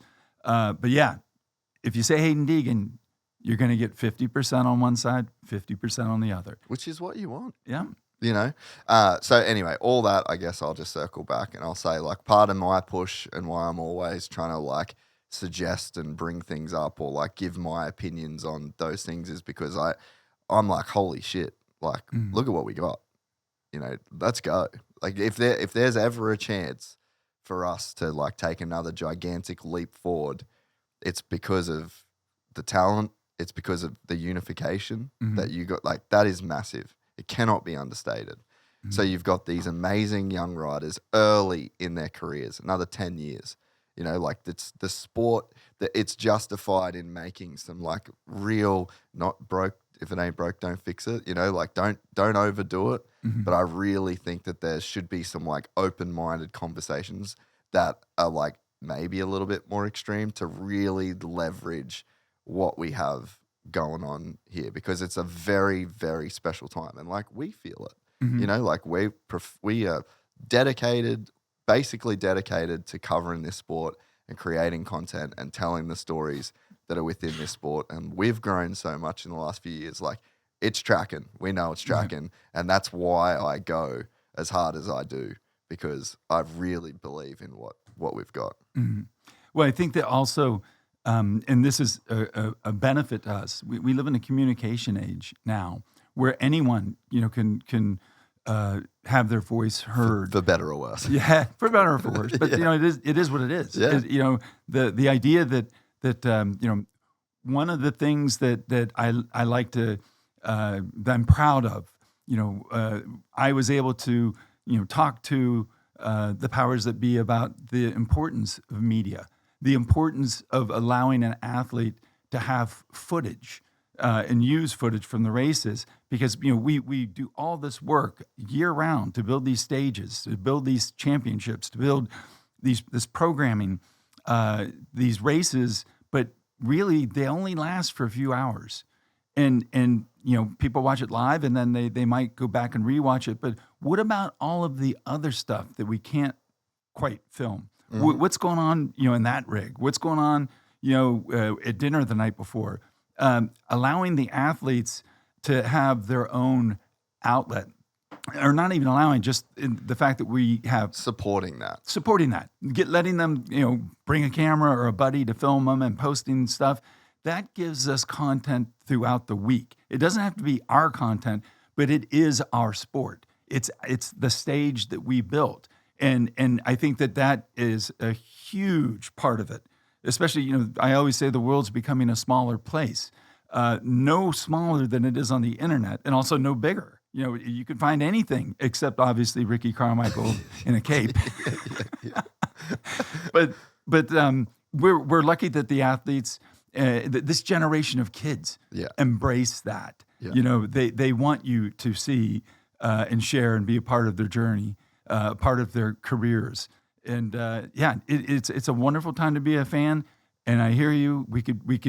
We should always be looking to do more to maximize where we are collectively right now as we start the summer of 2024. Yeah.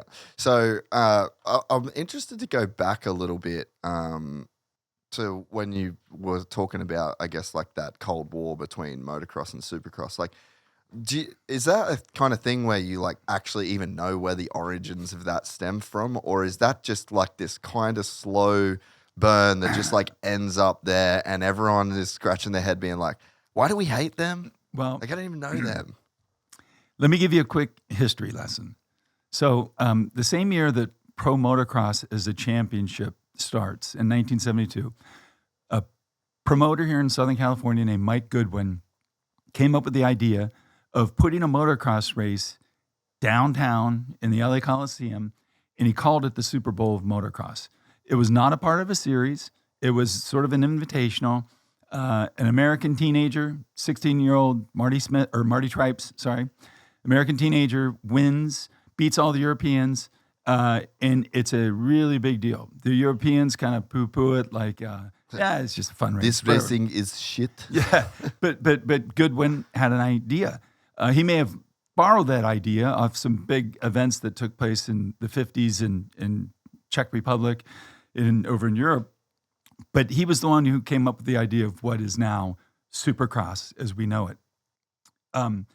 Goodwin had a very controversial attitude, outlook, demeanor, and early on said that Supercross would replace motocross in America. Ultimately, we'd all be racing his new version of this. And he, in fact, killed the Trans Am Series and the Inter Am Series.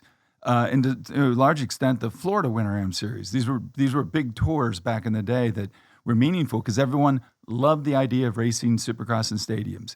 And then other promoters sort of joined in, and they didn't have the same attachment to motocross racing because they didn't own tracks. They were professional promoters, and they were, some of them, had motorcycles or were somehow affiliated. But others like Mickey Thompson or Alan Becker, and who had Pace Management, they just saw a way to sell some tickets and get people in. So there was always this sort of difference between the outlook of Pro Motocross and the outlook of Supercross.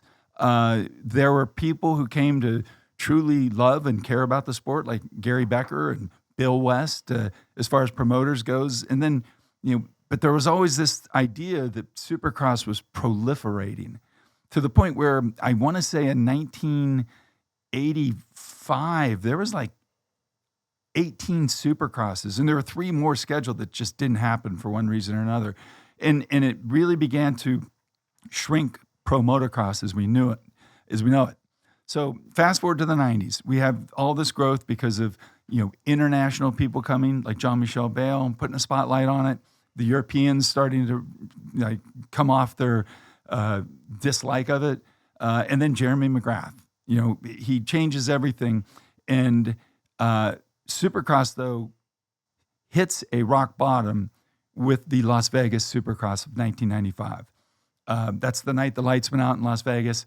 There were so many things happening underneath the surface where it was animosity. The riders weren't getting paid. There was all these different promoters. Everything was complicated, and finally Alan Becker's son Gary and a guy named Charlie Mancuso bought the whole thing. Bought the other promoters out, brought it together. By now Goodwin's gone. By now Mickey Thompson's gone. That's a whole different podcast. That's a whole different book. Anyway. So Gary Becker starts to really bring Supercross back, taking the opportunity midway through the Jeremy McGrath years to say, whoa, we've got to reset. We're going the wrong way. And really grew Supercross to the point where another entity came along and bought it in 2001, and then another entity. And So it became like a profitable thing that. Profitable, but they kept wanting more and more dates. And Pro Motocross was getting kind of really shrunk down. So when Becker in 95 started buying out the other promoters, that's when my dad said, hey, fellow outdoor promoters, if we don't get our shit together, if we don't become a more professional group of promoters, if we don't make this series better, if we don't find a way to get a title sponsor, if we don't find a way to get a better TV package. And all of those things, you need one company to do a deal with one other company. And the AMA was trying to do that, but they weren't very good at that. But the Supercross was almost, completely running their own show. They had a sanction, but that was it. So Dad got Pro Motocross to really get back together and, start working together and make the events more uniform. And that strength and the fact that nobody buys a Supercross bike because there's no place to ride a Supercross bike. The stadium, has a dirt in it one week. It has grass in it the next week. It might have race cars in it the next week. It might have baseball players the next week. But a motocross track, that's where you ride the bike that you bought because you love dirt bikes. And my dad was able to work with Supercross to get that message to them that, hey, we're following you, but we're not going to let you swallow us up because we are important to the industry. Us promoters, the Gene Ritchies, the Ward Robinsons of Unadilla, the all the different people who are year-round promoters that have their tracks, they relied on that one big race. Well, go to 2008. Kenneth Feld buys Supercross, and Mr. Feld had a lot of successful businesses. His father came from the circus business, the record business. Yeah. He figured out things like what Disney on Ice. Monster Jam, all this different stuff. The one thing that they had that wasn't sort of a show was Supercross. So I don't think that he initially had a warm and fuzzy about it and wanted to take it overseas. He wanted to expand it. He wanted to, and it got to be a real Cold War at that point, especially after the recession. So was there any contact between you guys? Oh yeah. There was. We always knew what each other was doing because we rely on the same industry. Yeah. We have the same athletes. We have the same teams, the same manufacturers. Yeah. We weren't working together enough, and there was always this fear that we were going to get swallowed up, meaning outdoor motocross, and we worried about what that would mean. But at some point over in the teens, when I say the teens, I mean like from 2012 forward, Mr. Feld started to really embrace Supercross, and he started to really understand the business and how it worked and what the importance of the domestic distributors were. People always talk about we need to take Supercross overseas. Yeah, that would be great, but Supercross in America is predicated and supported by domestic sales. American brands. American Honda is what pays Jett and Hunter and Joe and Chance Hymas.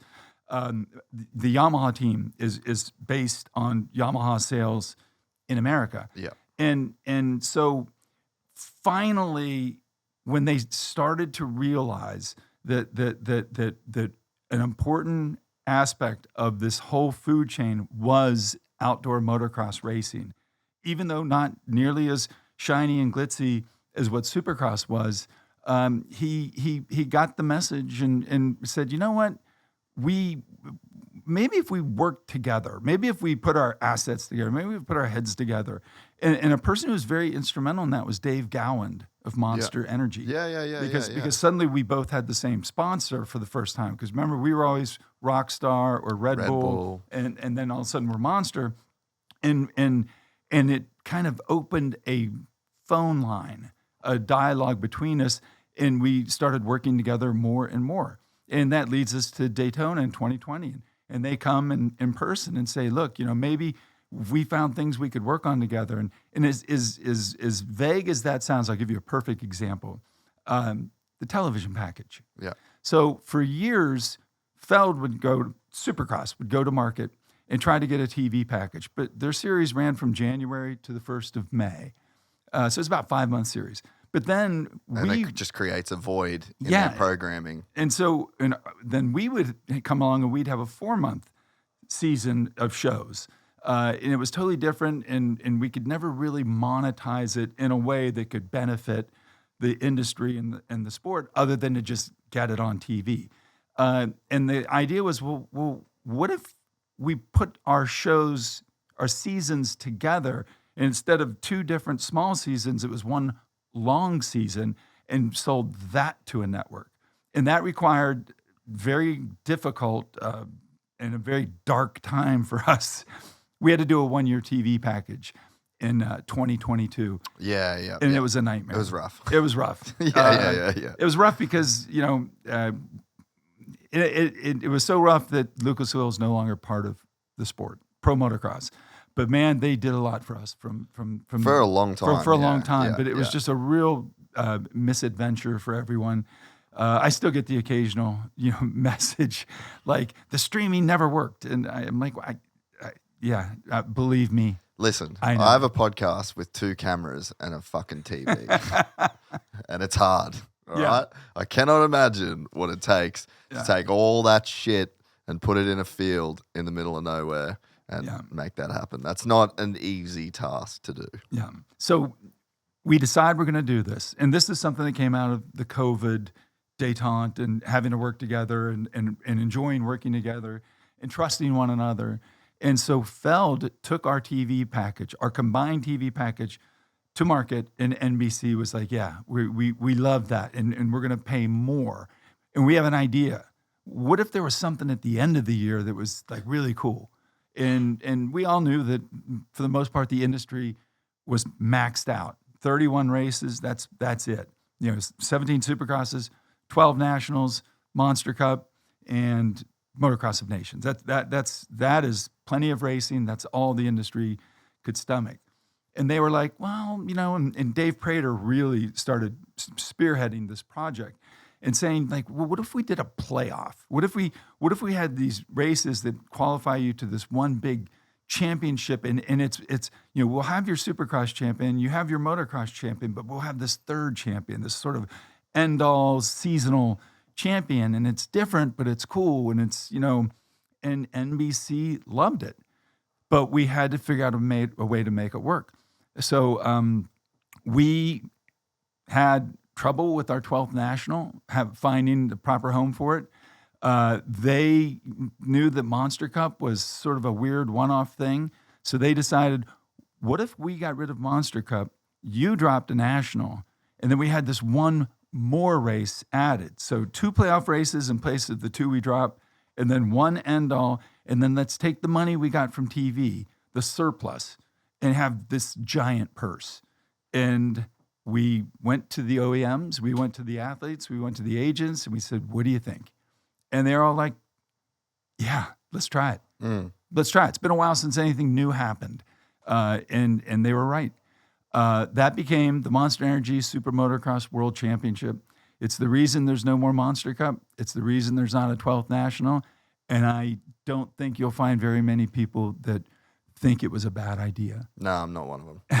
And it's been a blast. Jett, made $1 million. Hayden Deegan made $500,000. My buddy Jeremy Hand, a privateer, he took his 30 grand or whatever he won at the end of the year as a bonus, and bought himself a radial lawnmower because he actually has a lawn care business when he's not racing. Yeah, right. He's one of the 20 best riders out there, but he has a side hustle because he's a privateer. So that's a way that the Cold War between Supercross and Motocross ended. It's how it helped, and it's how we're sitting here at this point with a lot of riders around the rest of the world now reinterested in doing that, I'm moving to America thing. They see the success of a family like the Lawrences. They see the success of guys in the past, and they also see the addition of what we have here, and they want to be part of it. And I'm, very proud that it's worked out so far. We got a lot of work to do, But this goes back to one of those things where you said we have this unique moment. Let's make some changes. Let's do some things. That was a pretty big change. Huge. Yeah. Yeah. And it worked. And a big part of it was ending that Cold War. Yeah. And so while all this is happening, another Cold War ended. And that was the one between MX Sports and what used to be Youthstream. There was always a battle between Giuseppe Luongo and myself, a battle between the AMA and the FIM. Two families in motocross. Yeah. That's got all the makings of like a mob movie. Did any cars blow up? No. Was there any European but Fiats that exploded during these times? It really started in earnest when AMA decided to go out of the pro racing business and put motocross up for bid. And Giuseppe, bid on it. Oh, he bid on the AMA. Oh yeah, and so did a lot of other promoters. But in the end, it and no one won. Jim France, the owner of NASCAR, DMG, he ended up buying AMA Pro Racing. But what it did is it put like a real big wall of ice between us. Because you're looking at us, and we're like it kind of gave. And there was also a battle between they wanted to keep riders. We wanted them to come here. We didn't want our best riders to go there. It was a contest, a rivalry for the best riders, the best teams who had the best races. But to his credit, and after the Motocross of Nations at Majora in 2016, I don't know what happened or why it happened, but I didn't go. And I'm sitting at my local Denny's having breakfast in Morgantown, West Virginia on literally the Monday after that race. And my phone rings and I look at it and the number pops up and it says Geneva, Switzerland. And I was like, oh man, I know one person from Geneva, Switzerland. So I answered it and it was Giuseppe. And he kind of said that same thing, like, hey, I've tried to come to America. It doesn't really work out. There's a lot of pushback. I know that we had our differences. And the last big difference was when Ryan Villopoto went in 2015 to race in Europe. And that was a boondoggle for everyone. But in the end... Why was that a pain point for you guys? He was our defending champion. Yeah. But I mean, it was... We thought he was retired. And it goes back to... Looking back now, 10 years, in the rearview mirror, it wasn't that big of a deal, but it was sort of a personal... It was just like he just wanted to go, He did, and I always loved it when guys went to Europe. I was the guy that would go cover the guys in Europe. Yeah. But this became sort of a hot potato because, we were dealing with the James Stewart situation with the FIM, and Villopoto, we all thought he was burned out and retired, and he was. But, Monster and MXGP made him a deal he could not refuse. And it became a really neat story for a while. It didn't end the way anyone thought it would, but it was nonetheless, awesome that he tried. Great that the Europeans or the MXGP got to see how fast he really was once in Thailand because he was mad. But in the end, at the end of that season, he was back into retirement. He was done. Luongo, knew that he had to do something in America. He wanted Team USA to remain engaged in Motocross of Nations and just said, hey, let's quit fighting and maybe work on some things together. And, if we come to America, we'll work with you. We'll work with your schedule. We'll work with your people. And we'll bring the Motocross of Nations back. And I was like, yeah, okay, let's try this. And they had scheduled a MXGP at Charlotte and then one at Glen Helen. And the MXGP fell off the table at Charlotte. And they had a hole in their schedule and they needed something. And David Luongo and asked, and he's by now taken over for his dad. And he asked if we could help. And we were looking at WW Ranch as a possible venue. Actually, it was Gatorback at first. Yeah. But then there was a problem with the landowner, and Wynn Kern had to deal with all that. So then we decided, because everyone had already made their plans to be in Florida, to try it at WW Ranch. The point of the story is we ended up having an MXGP. Just like that, I became a part-time MXGP promoter. And the same thing, we figured out that we liked working together. Yeah. And so they were like, all right, where do you want the Motocross of Nations? And I was like, there's only one place that I think, if it's coming back to America, it's got to go to Redbud. And you know, it's not our event. It's the Ritchie family's track event and everything. We all pitched in to help make it a success in 2018. And unfortunately, it rained. Yeah. And Team USA didn't show up. Did Team USA go to that? we did in 2022. Excuse me. So we had it again, and this time in 2022 is a real big success. Fantastic event. And we invited, David has invited us to go over and share ideas, and he came to the Indianapolis Supercross to have a look around and meet Feld, and we're doing our best to work together to all grow motocross and supercross. It doesn't necessarily mean we're in having a league or we're in the same. Yeah. But the growth of motocross in Europe and all around the world is important to us, and the growth of motocross and supercross in America is important to the rest of the world. And working together just makes it so much easier than working apart. And in the end, I will say that I truly believe that Feld has helped make our little family business a bigger company, and our little family business helped them be a little smaller. Yeah, a little bit more of family business. And I truly know and appreciate and respect what people like Dave Prater and Mike Mewey and all them and Mr. Feld, how they feel about motocross and supercross now. They're as all in as you and I are. And it's really cool. And I think that, again, is a reason we're sitting here now on the precipice of a upward trajectory. We've got ascendant stars. We've got cooperation. We've got 10 OEMs, in this thing. And we have privateers still. Get him another tear off. There's a saying that I love, and it's a rising tide floats all boats. Sure. And I think that we're just kind of like finally in that era where everyone's on the same page. WSX fell apart, so that's no longer a thing that's coming. That's a whole different story. Yeah. But it just seems like everyone is really on the same page, and there's a thing where you just have like this zero-sum mindset.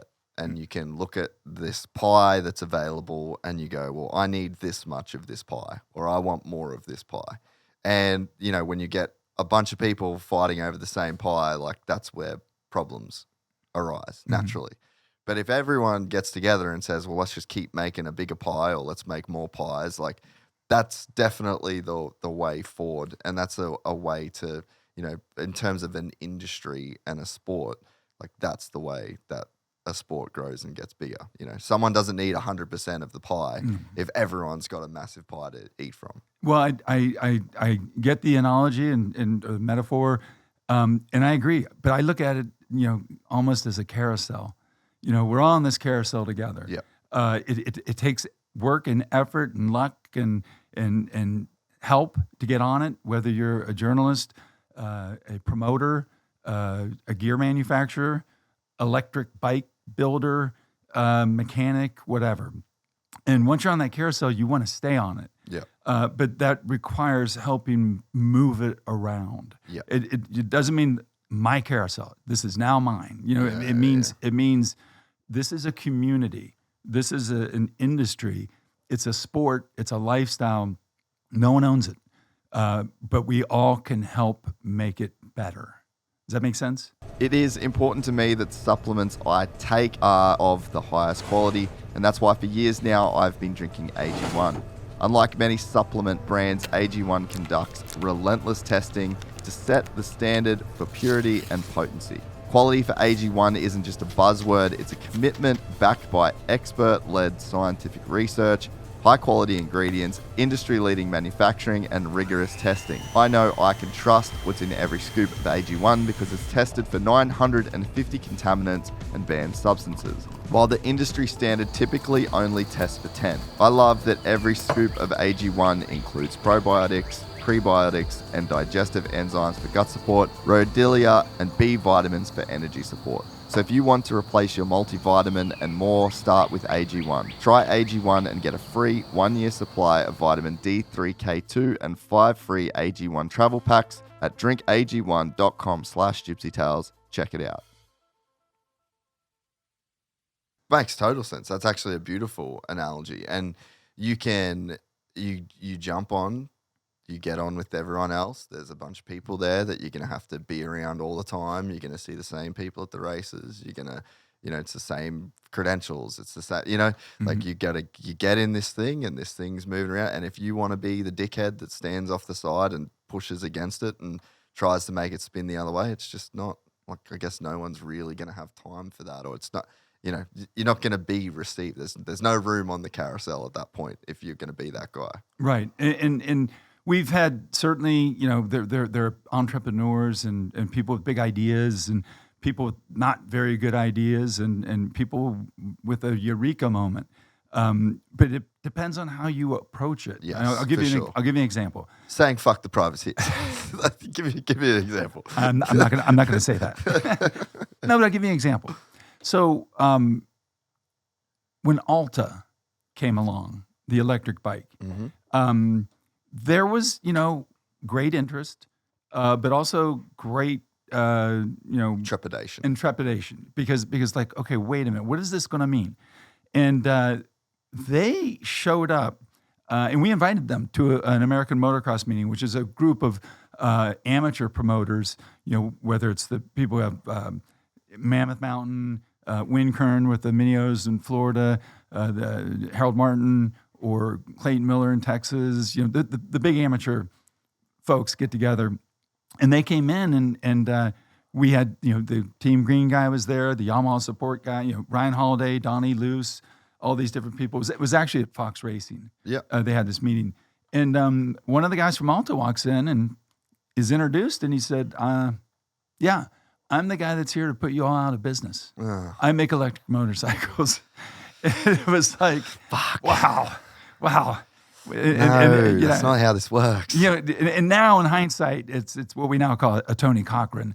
But it was a really bold, strange moment of introduction. So now we have Stark that's coming along, and they're doing it much differently.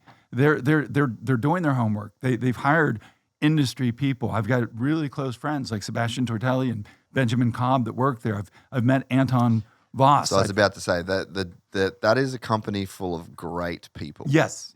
All very, very, very good people. Yeah, and Anton came even to Bike Week, and he didn't just come to Bike Week. I mean, he came to the Supercross, he went to the GNCC, he came to the RCSX, he went to Main Street. He may have even been in the Steel Ball of Death. Who knows? Yeah. Then he came and raced the Gypsy 500 with us. Yeah, the Gypsy 500. And just to get the full effect of Daytona Bike Week, he went to Razzles and got punched out. Sorry, that's an old road racing joke. No, but he came and really... He was with Jason Lawrence at Razzles. Even though it's always the road racers. Yeah. But the point is... they came and introduced themselves. They wanted to talk about rules. They wanted to talk about how they might fit in. We've got some big decisions to make. Right now we have 2-strokes, we have 4-strokes. They have an electric bike. We don't have classes for an electric bike. We know electric bikes are coming. Where do they fit in? I know that they're in a hurry to get them out there and make them part of Supercross, Pro Motocross, MXGP. I don't know that that's going to happen right away. We race the bikes that the OEMs market. And right now they're marketing 250Fs, 450Fs, and in amateur racing, it's a different thing. I believe we should find a place for electric bikes so people can get their heads wrapped around them. And because while that's happening and they're trying to come in at the top, there's a whole generation of kids riding Stasics and KTMs and pretty soon there's going to be a Cobra. These little electric bikes, and they're not going to have the same pushback that you and I might have. I can tell you, I love riding my Stark. My buddy Tyler Harrisonburg, Virginia, has a Triumph place, and he's helped me get it, tightened in, and because I don't know a damn thing about them. Yeah. I remember Sebastian telling me that he wanted it to handle like be suspended like a 2001, CRF 450, one of his favorite bikes, or I think it was a 250 actually, and Stark helped him. Said, do make this bike your favorite bike, and so right off the showroom floor, Oh, it's incredible. it's a remarkable motorcycle, but it's not a motorcycle that we're racing right now in Pro Motocross or Supercross or MXGP. So that's a challenge that we have, but I like the way they approached it. Yeah. I would have suggested, like I did back in the Cannondale days. I told Joe Montgomery when he said, I'm gonna build this Cannondale and we're gonna take on Team Honda. And I remember saying, hey, for what it's worth, why don't you think about buying Cobra and starting at the bottom? Because no successful brick wall gets built from the top down. Well, KTM did that. I mean, I don't know if people really remember how KTM got the stranglehold that they did in motocross and supercross. They went all in on 65s and all in on 50s and then all in on 80s and then all in on 125s. Like when I was a kid growing up, and Jeff Leask, you'd know Leask. Oh, yeah. Yep. Jeff Leask was the CEO of KTM Australia. That dude's a genius. They put so much effort into the Australian junior racing. Jett, Hunter, Jackson Richardson, Todd Waters, Dean Ferrer, all those, Brendan Harrison, Ty Simmons, all of them on KTMs. And then you had like Zach Osborne over here, and they started to go from the bottom up. And then what happened? They just had kids graduate, different class, and then they're in the pro ranks. And you've got an entire generation of people that were comfortable with KTMs. Oh, I've raced them as a kid. For me, I raced Hondas as a kid. So like my generation, to when I was a kid racing, you looked at the KTM kids and you'd say like, kick the mothers or keep taking money. You know what I mean? Like it was just such a different generation. You fast forward now, and I mean, I'm even half like that. Like now I don't have a fucking spare brake lever for a Honda anywhere. Like I've got a graveyard of KTM parts. And so they were the company that did that. They started at the bottom, the KTM Junior Challenge. Like they invested from the bottom up, and it was massive for them. Yeah, I believe me. I know. I had a front row seat. When KTM in America really got started, it was actually Penton, and it was in Ohio, because KTM got into the business because of John Penton, who was looking for, in the 1960s, a lighter two-stroke motorcycle that he could race in the woods against all the BSAs and Triumphs and other things that people were racing at the time. And that became, he found himself in Matikoven, and that became the Cronreef Trunkenpolz machine shop. Yeah, I still don't know. Whatever it was. And so I because I lived in Morgantown, West Virginia, and John Penton was from Ohio, KTM's headquarters in America were in Amherst, Ohio. And that's how I became a KTM-supported privateer in 1985. No yeah. way. And the bikes were white, and I would drive back and forth to Lorain, Ohio, or Amherst to get parts because they were not the bikes that they are now. And anyway, I have a deep appreciation of what KTM has done and how far that they've come and how much they continue to do. Yeah. And I think that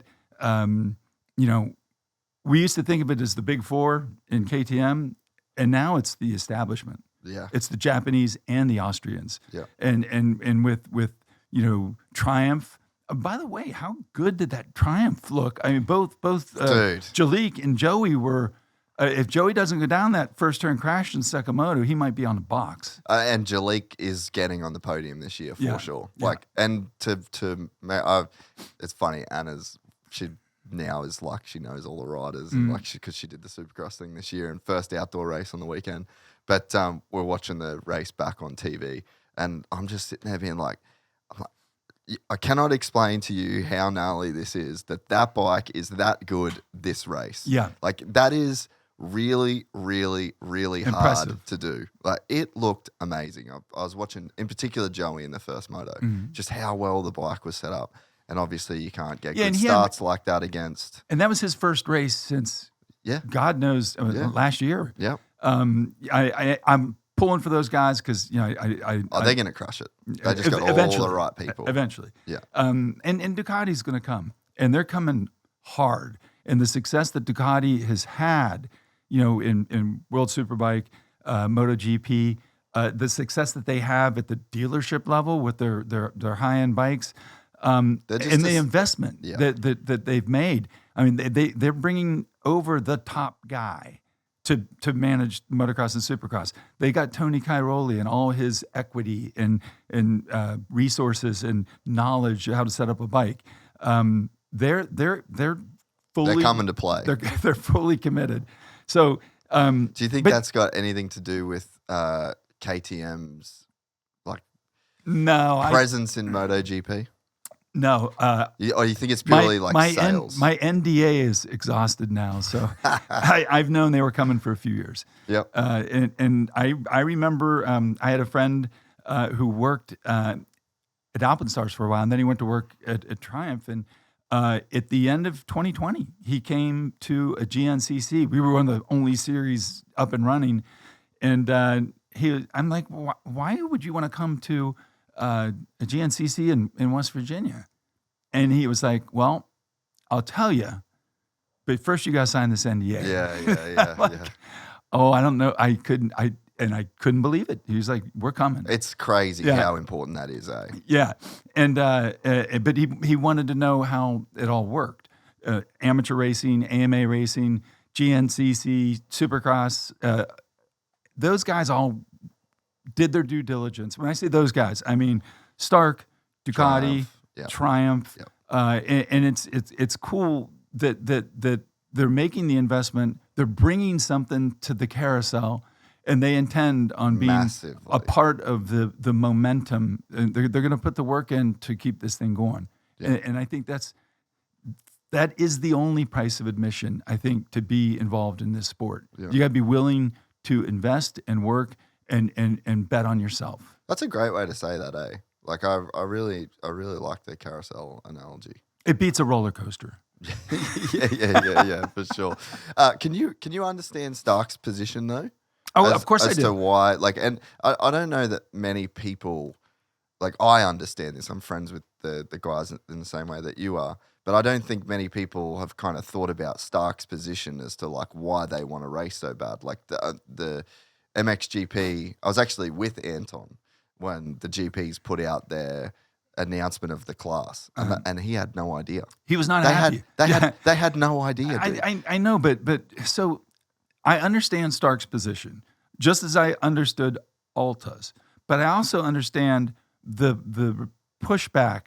Wait a second. Yes.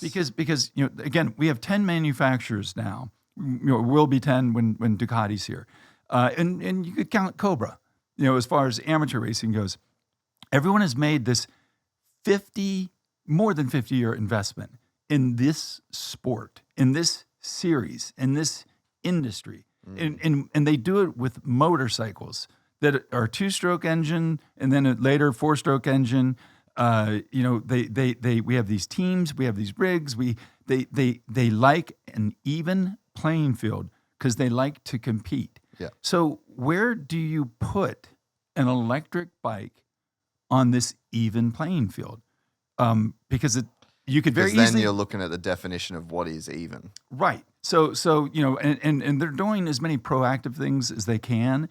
They're explaining how they can lock the motor on a certain mode, and you can't change it for 72 hours, and that means it's going to run like a 250, or we can do it like a 450, and that's great. That's. But what about the next company that comes and builds an electric bike? And let's say that company's not as cooperative as the Swede/Spanish brand of Stark is. What if it's a Chinese brand and they just don't care? And it's $4,000 cheaper and it goes faster and there's no way to monitor it. We just don't know what it is. What do you do about that guy? Well, you don't let them in. Yeah. So the thing is, and Mike Pelletier from the AMA was one who really, brought this concept up to Anton when we had this big meeting with AMA Pro Racing, Supercross, Motocross, everyone at Daytona. He said, we need to build a box. And that box needs to be, what is an electric bike? Where does it fit? How does it work? How fast does it go? How fast can it go? Where does it best fit? And we need to do it in a way that is not offensive to all of the people who put all this equity and all this investment over the last 5 or 6 decades into the sport. Because I believe in the right hands, a Stark could win immediately. And I think a Triumph could win immediately. But the difference is a Triumph is a 250cc motorcycle with a 4-stroke engine. And that's exactly what it's racing against. And with an electric bike, it's not a 250cc and it's not a 450. And it's this third thing, this other thing. And until we have more of them and until we have a place for them, we need to build the box. We need to figure out how it fits, where it belongs. But I don't think at this moment or anytime soon that it belongs on the starting gate next to Chase's KTM or Jett's Honda or Jason Anderson's Kawasaki or any of the bikes that we have right now. It's a different thing. And that's I'm all ears on anyone who has any ideas of where it might belong. But I know from riding one, often it's different. And man, is it fun. Yeah. Yeah, no, and I agree with a lot of what you said. I think understanding Stark's position and just to, I guess, let the listeners know like what their position is that they are they already think they are the best electric dirt bike, and so it's like, well, there's no point in like, how do we, like, what we're selling against in terms of like a retail market is our competition for sales are a 450 or a 250, or yes, it's a different thing, but like this is the pool that we're trying to essentially like pull from. Mm-hmm. And so their point is like, how do we prove that we're worth buying? How do we prove that we're the best? How can we back up the claims that we're selling against if we don't have a chance to prove that? So like, I'm just trying to say that's their side of that. I get that. And the fact that electric car won the Indianapolis 500 yesterday, it's just crazy. But that didn't happen because they didn't let an electric car in the Indianapolis 500 because that's not what they race. Yeah. And that's kind of where we are. Yeah. And I understand that position as well. We want to grow, we want to evolve, we want to but we can't destroy the foundation of the box that's already here, of the sport that's already here. At the bottom, or not the bottom, let's say, at the end of the horizon, it's bright because the idea that we can have electric bikes is awesome. We were promised jetpacks too. Yeah. But the fact that I'm pumped on a Stark for now. Yeah, but that gives us a lot of a bright future. Yeah. No matter what happens to the world and internal combustion engines or whatever, but that future's not here yet. Yeah. It's coming. And I know they're in a hurry to show, just as Alta was. Yeah. But at least the difference now is I think that this is a better product and they have a better strategy of how to integrate it, and a very solid leadership group. Yeah, with a lot of experience in our world. Yeah. But the same can be said for Ducati and Triumph. But they're not building electric bikes. Yeah. They're building 250s and 450s. Yeah. No, and I think it's a great explanation from your side, So piggybacking off this discussion then, do you have any regrets in how the industry handled 4-strokes? Oh yeah, I 100%. I was a newspaper editor. My dad was sick, and occasionally I would fill in for him. at the AMA advisory board meetings, and I believe, and I hate to say it, but I'm not sure, but I think the meeting where Yamaha came and made their pitch to have a prototype pass on the production rule was at Kenworthy's right before the 1995 Troy National. What no one could have realized at the time, anyone on that board, which was a couple promoters, a couple team managers, not really anyone who made the really big decisions, or no one could have envisioned the magnitude of the decision decision, or what Yamaha had on the drawing board. Because when you say four-stroke in 1995, you're thinking, oh, Sten London on that, that Husaberg, or yeah, he's riding a sewing machine. Joel Smets, is on, or the King brothers, on an XR 400, or the Sound of Thunder series, whatever it was. It was, and the decision was made because Yamaha said, we think it needs to be 400 cc's, and where it went from there, I don't know, because I was not part of the actual decision. I was just thinking. Do you think you would have voted against it, or you would have gone with everybody else? Because it's like you just don't know what you don't know, right? No, I don't know what I to your point, I don't think that I had a thought either way. I did have a baked in idea that a four-stroke was something that Scott Summers raced in the woods. And I remember the one person who had big pushback, the late Ivan Boysen. He was a genius from Norway, came to America, had set up in Pennsylvania, good friend of my dad's, came to our races all the time. And he cautioned that when the two strokes came along in the late 60s, early 70s, we were not anywhere near the potential of what a four-stroke could be. It's just the industry wasn't behind it. The Japanese were not making four-strokes. This was a European thing. If you had the BSA that Jeff Smith raced in the late 60s, that might have been an eye-opening, hey, wait a minute, look at the potential of that bike. But that was right at the end of that era. And very foreign to, all of a sudden the shiny thing became Supercross, not two strokes and four strokes. So anyway, that back to the mid 90s.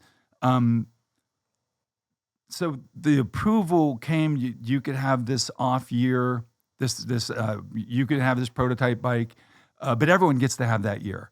And you can use it for whatever you want. And Yamaha. So could Honda use that theoretically right now to ride their new bike, or it's not a new generation thing? It's got to be like a complete. It was built for the conversion to four strokes, and it ended with the introduction of all the four strokes. So I would have to go back and look, but I think that they got rid of that rule after Kawasaki and Suzuki used it. They were the last 04? two. 04, yeah, because Honda and Yamaha were already there. Yeah, 04. And KTM, unfortunately, used their year to have Lance Smale, I think, and maybe Guy Cooper ride four strokes in the mid 90s. And so, all right, so back to this. Over the course of the 96 season, no one saw or heard what Yamaha was doing. But they did come back and say, we're thinking 450 cc's. We just can't get it the way it's supposed to be. And then they lined up. The first race was Gatorback. The 1997 Gatorback National. Doug Henry lined up on that bike. Doug Henry had already been injured heavily a couple times, so you didn't really think Doug Henry's going to go out and dominate. And Doug Henry, in fact, went out and got like 8th, I think, or 10th. So it was like a wolf in sheep's clothing almost. Yeah. But that was Gatorback. So fast forward 2 months to the Las Vegas Supercross. And this time they show up with the 426, and it's white. It looks like a unicorn. It is. Can you find a picture of that? It is a unicorn because it was blue when they ran it at Gatorback in that first national.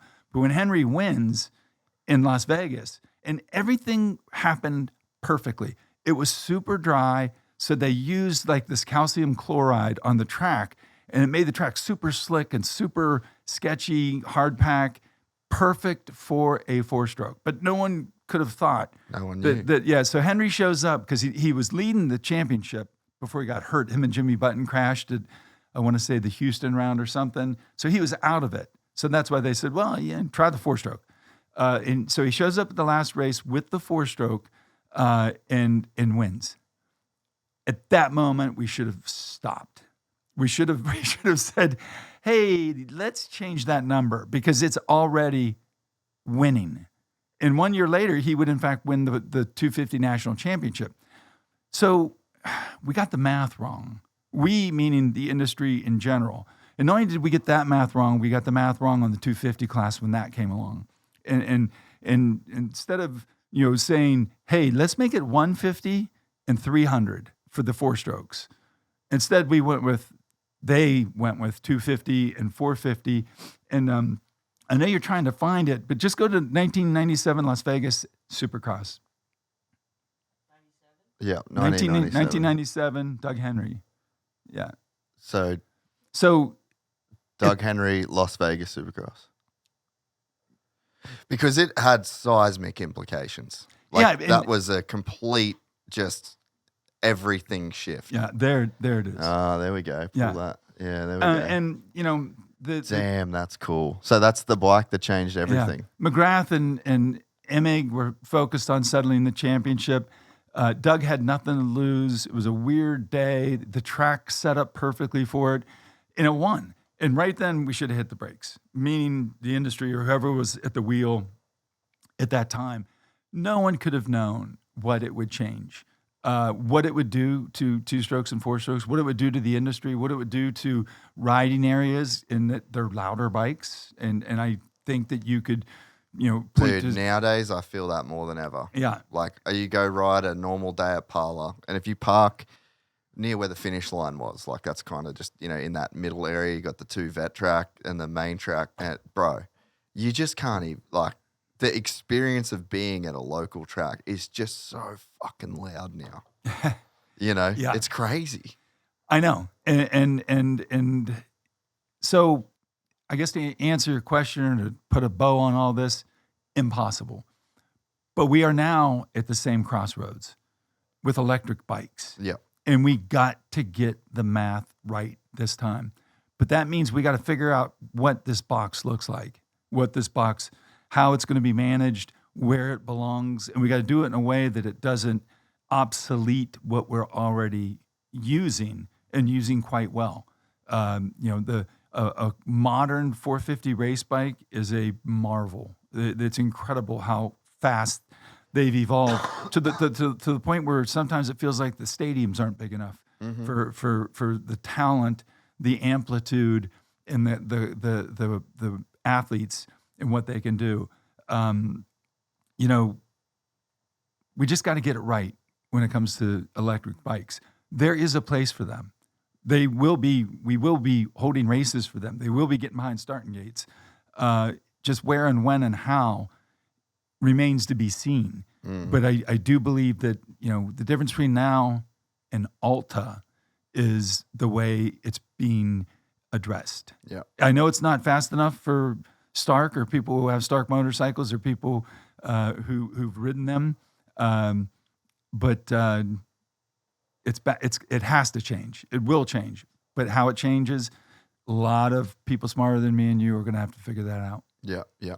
What do you have any thoughts about how different the sport would be if we stayed 2-stroke? Do you wish we stayed 2-stroke?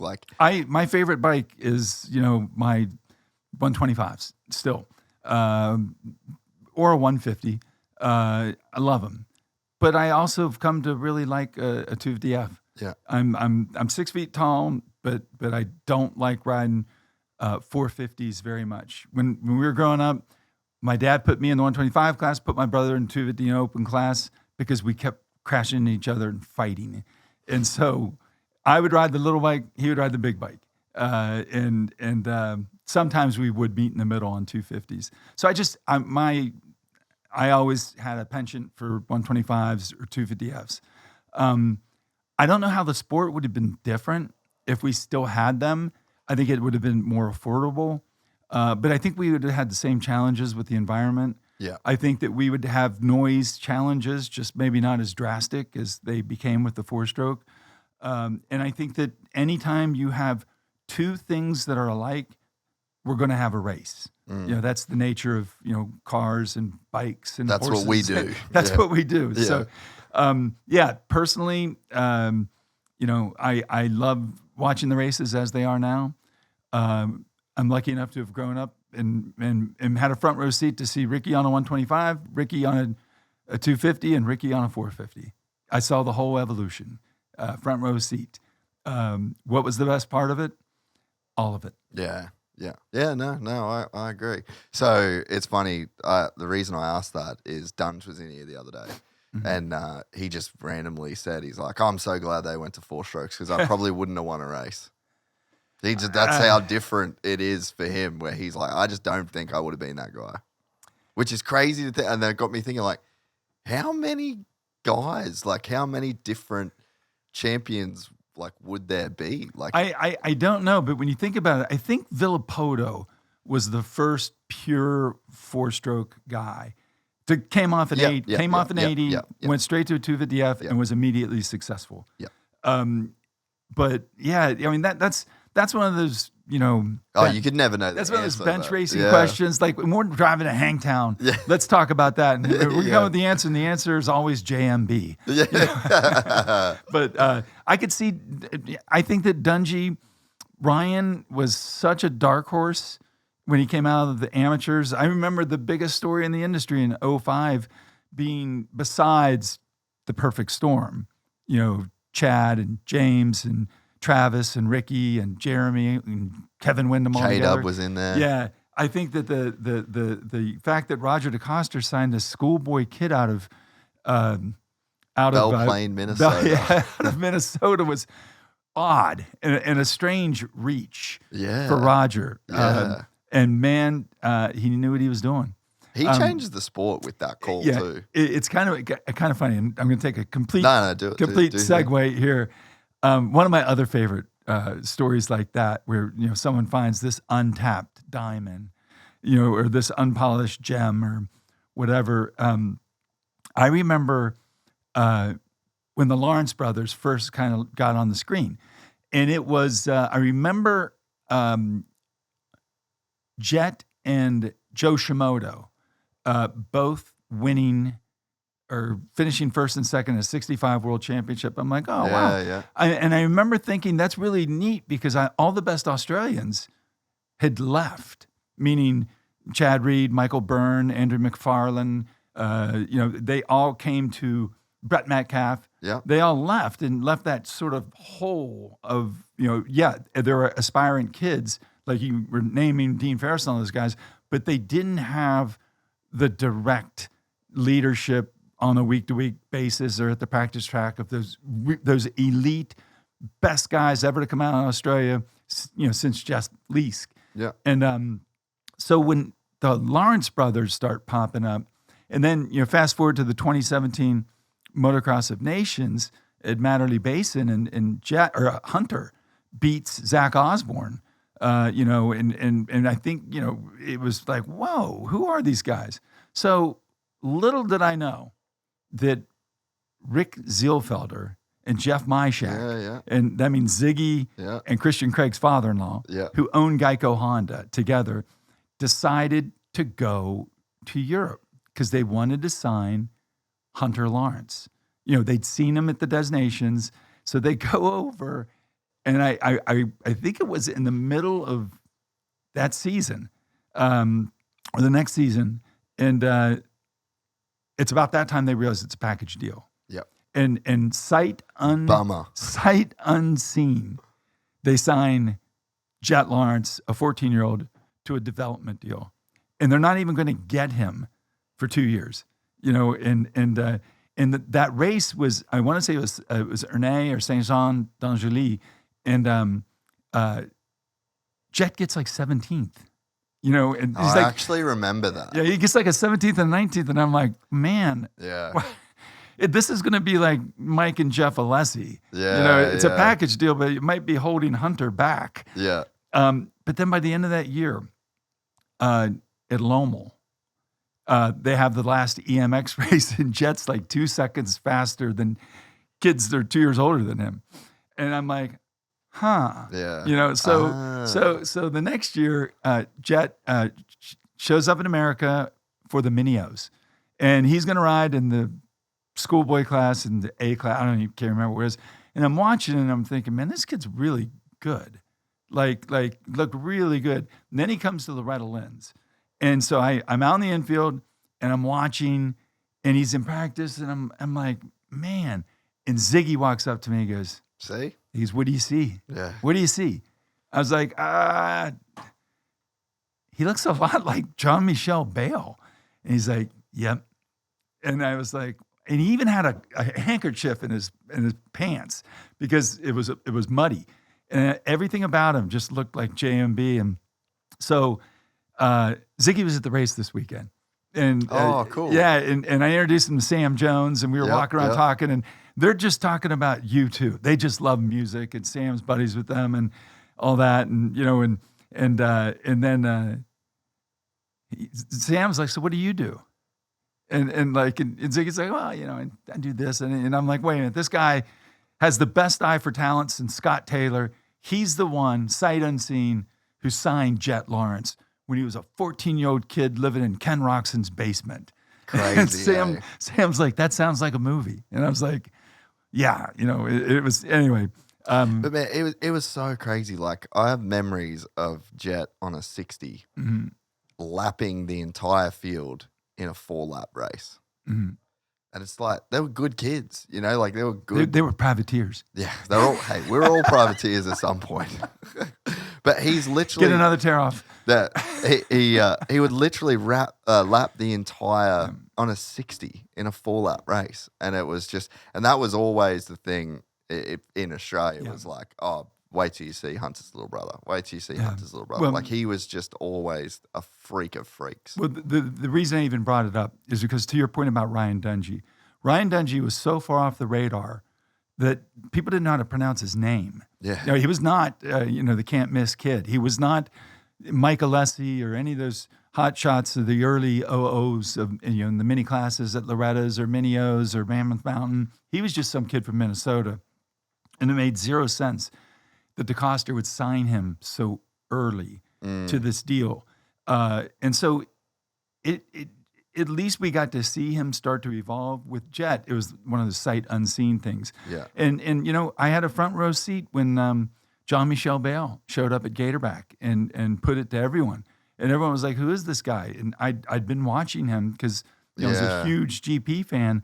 And I knew what he was capable of, but I didn't know he was capable of that. Yeah. And then, Jeremy McGrath in 1993, when that eureka moment or that breakout moment happens, with Dungey, it was a little more of a evolution. With Jett, a little more of an evolution, but shorter. But that, I guess what I'm trying to say is you never know. I remember watching Mike Alessi and thinking that's the best minicycle rider I ever saw. I remember watching Adam Cianciarulla and thinking the exact same thing. I remember being corrected by people saying, no, James Stewart was the best mini bike rider ever. And he probably was. But the point is, it's not always the perfect gauge. Yeah, but Jeremy McGrath was none of that. And Jeremy McGrath was a kid bagging groceries at a Ralph's that rode BMX. And quick one more funny story. I can remember the day I met Jeremy McGrath. Really? High Point Raceway, putting stakes up in the pro section the day before the national. And my friend Gary Semix comes walking up the hill with this kid. And the kid had like MSR electric blue shorts and like the fuchsia color, just a kind of chubby kid. I know who he was. And Gary's like, hey, you need a hand? And Gary was, a motocross coach. And I was like, who's this? He goes, oh, this is my buddy Jeremy. I'm coaching him now. He's riding. And I'm like, Jeremy? He goes, yeah. He goes, he won a Supercross this year at Las Vegas. And I'm like, oh, wait a minute, the Team Green kid. He's like, yeah. I was like, all right. Jeremy McGrath walks around holding stakes. And we talk for 20 minutes while we work on this section. there's no way in hell that guy really was the Jeremy McGrath that showed up a couple years later, because he just didn't look it. He didn't sound it. You would never have guessed that there he was, the future king of Supercross, the best there ever was in Supercross, and just so humble, so quiet, so, I love those stories. We don't get them enough. The world's a smaller place, so we see these guys sooner. They're under a microscope a lot Quicker and earlier. quicker. Yeah. But I guess that all of this, whether it's how good Triumph did their first day, how good that Yamaha did in its first Supercross, how good Jeremy became, how what Dungey became, what the Lawrence brothers became. That is the stuff I live for. Oh yeah. Day to day. I hate the stories of guys getting hurt. I hate the stories of people going out of business. I hate the bullshit that comes sometimes with the internet and all of the politics. But at the end of the day, we're all just a bunch of enthusiasts. Like you said, we're all privateers. There's not a lot of real professionals here. I don't think Lucas Myrtle decided to be a super agent. I think he became one because he's got great street sense. He's got a great eye for talent, just like Steve Astafin did, just like Scott Taylor did back in the day, just like Jeff Surwall, had that magic touch back in the day.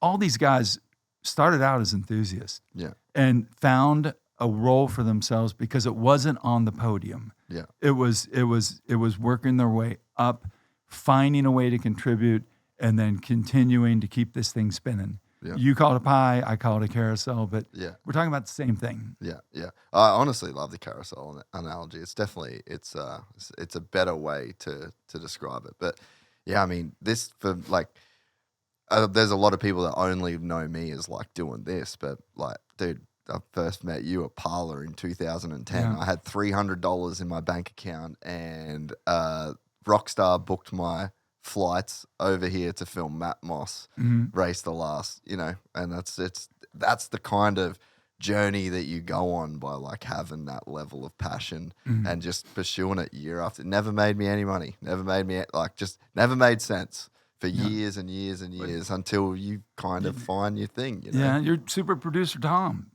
from Unadilla. How does a kid go from Unadilla to Costa Mesa? You're right here at the Pacific Ocean, working on a motocross show that would have been impossible to film 10 years ago. That gets literally millions and millions and millions of views every single month. Like, who would have thought that was a thing either, Because you both found a way to contribute. Yeah. And my contribution after I washed out as a racer was to just keep doing hard work and finding a way. And, it became publishing. And then it became, promoting. And even now, I like nothing more than to talk about cool motocross stories. Yeah. I love the fact that we're headed to Hangtown. And as soon as I land, when I get home, I'm headed to the track out of Mount Morris to cut grass and get it ready. Yeah. Which Davey is not joking about, by the way. The last time I texted him about doing this podcast, he sent me a picture from the mower at the top of the hill in High Point. And I'm around a motocross track, which means I'm around my friends. Yeah. I'm around my family. I'm still around my dad. I'm around my youth. Yeah. And I'm around my future. Yeah. And it's a good place to be. It's funny, like I was saying with my wife. I keep trying to end this. we got another half hour. How long have we been going actually? We're at 2:29. All right, we got another half. Okay. Hey, can I get Want some more water? Bottle? Yeah. Bottle. There's actually I can just go fill that one up for you if you like. We're gonna recycle? Oh, my wife will fill that one up for you if you like. I'm just actually going to make sure Levi has the address. Levi's coming in after you. Oh, cool. Hey, I want to talk about the hair. Which hair? Levi's. Oh, how good That's is that's some bold ass shit right there. Hey, he backed it up, didn't he? Hey, he backed it up. He looked amazing. You know what I love about Levi? Well, when we get to No, we're still recording. We just roll. Well, the fact that Levi Kitchens coming in next. So let me tell you a little Levi story. I'm joking about Tom being, from Unadilla and going there and getting to do what his dad did, taking photos at the races and stuff, and how it evolves. Levi Kitchen lives in Washougal, Washington. He lives in a town that is smaller than the warehouse section of Costa Mesa that we're doing this show in. And the fact that he grew up that close to that track and is now making it happen. Thanks, and so Levi Kitchen is this era's Jeremy Martin. And Alex Martin, because they literally grew up in Millville, Minnesota. Dude, their house is the back of the sand rollers. Like you could literally get squirrely and hit the back of their house. And then there is an excellent off-roader, Johnny Gerard, that is from Southwick. That is from or is that and it's so cool because you don't realize the influence a track has, not just for the family that might run it, but the kid who lives down the road. Yeah. Jason McCormick was also, and Ryan Huffman were from Washougal. Washougal must have more podium guys in the history that came of towns of less than 500 people in history. Yep. Now with Levi, so. And I think that there's a really great thing going on in the 250 class. Levi and Hayden are both going to be 450 superstars. That's not always guaranteed, I don't think, from the 250 class. But I think they're going to both be superstars, and they have such a cool rivalry. And you can kind of see it on the weekend. Like they'll talk off camera, and like they're cool. They've spent so many times around each other. Deegan's happy to go at Levi every chance that he gets. Levi refuses to take the bait. And it's like, I think especially this summer, like getting to see those guys go at it 22 times outdoors, like you're going to really see a cool rivalry build that's going to carry into the 450s. I have no doubt. And it'll be fun to watch. I had a front row seat. I know I keep saying that, but I've just been so lucky to be to be involved, whether as a journalist or the pit reporter or whatever. And I was right there for the evolution and the good years and the bad years of the Jeremy McGrath, Jeff Emig rivalry that continues to this day. Oh, I know. It continues. They can't avoid to throw a little roost on each other here and there. And they're obviously both Hall of Famers, but when you grow up in such close proximity, in the case, Jeff was from Missouri, but moved out here because he was successful, and Jeremy, came to it late, and their professional careers coincided, chronologically almost straight up, and all the titles and all that, but it was always about each other. They always had an eye on one another in a way that it just ratcheted up the drama. Yeah. You knew there was beef. You knew that there was some hostility. You tension in the air. Yeah. And it's fun to have that. But I imagine Levi's not alone as sort of being the antagonist, protagonist to Hayden. I think Hayden's got a lot of rivals, and we'll see, in the years to come. Fortunately, he's someone who puts it all out there. Yeah. He's not going to hold back.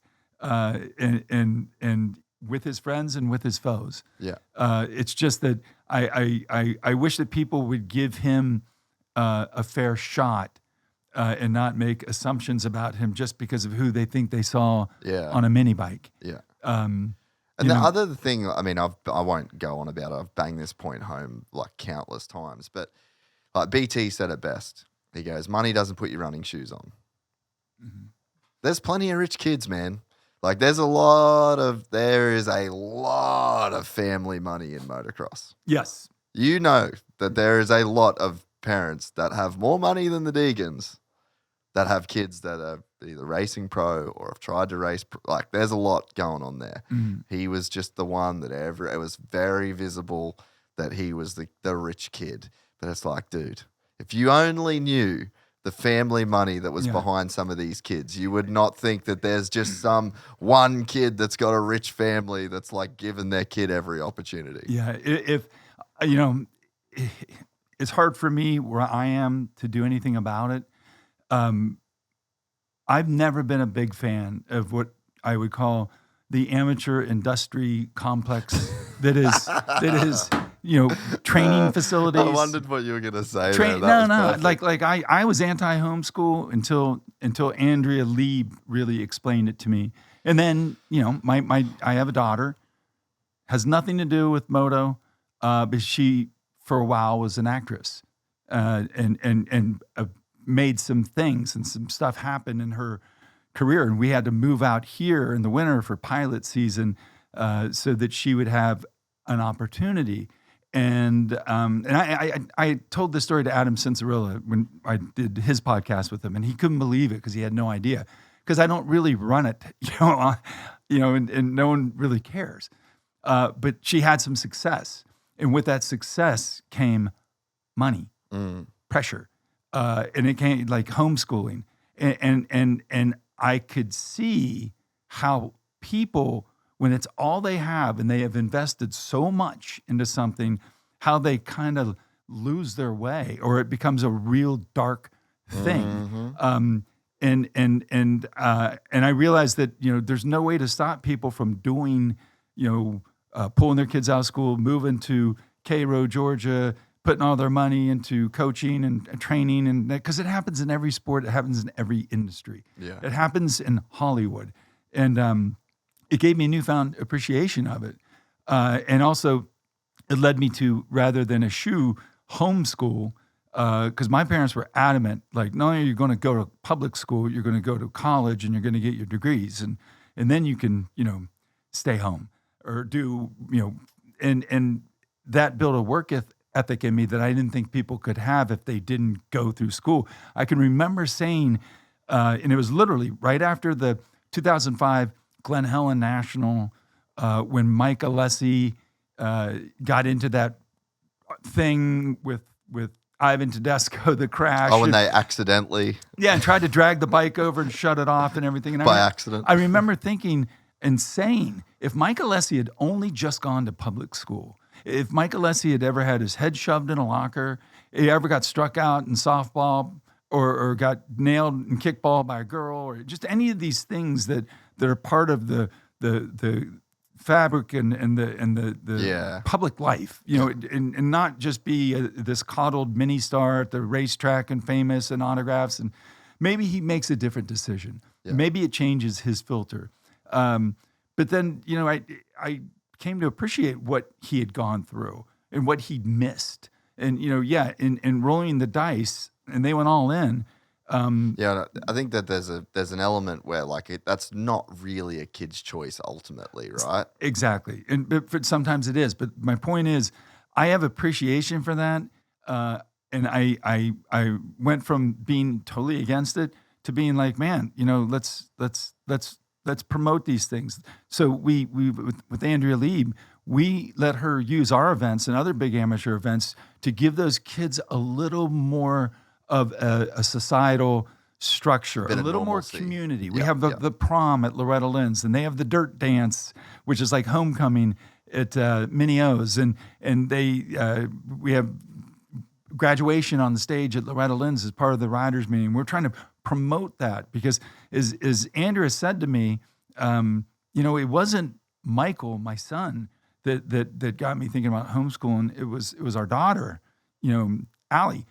Because she had to go to the races with us, and her, the first class of on track was Michael Lee, Brian Villapoto, and Allie Lee, the three of them, because out of necessity, and knowing that and seeing where they went, and knowing Michael is now this really smart businessman, but he was a failed racer, and Ryan Villapoto is this really amazing champion and Hall of Famer, but he did the work. Yeah, it was just.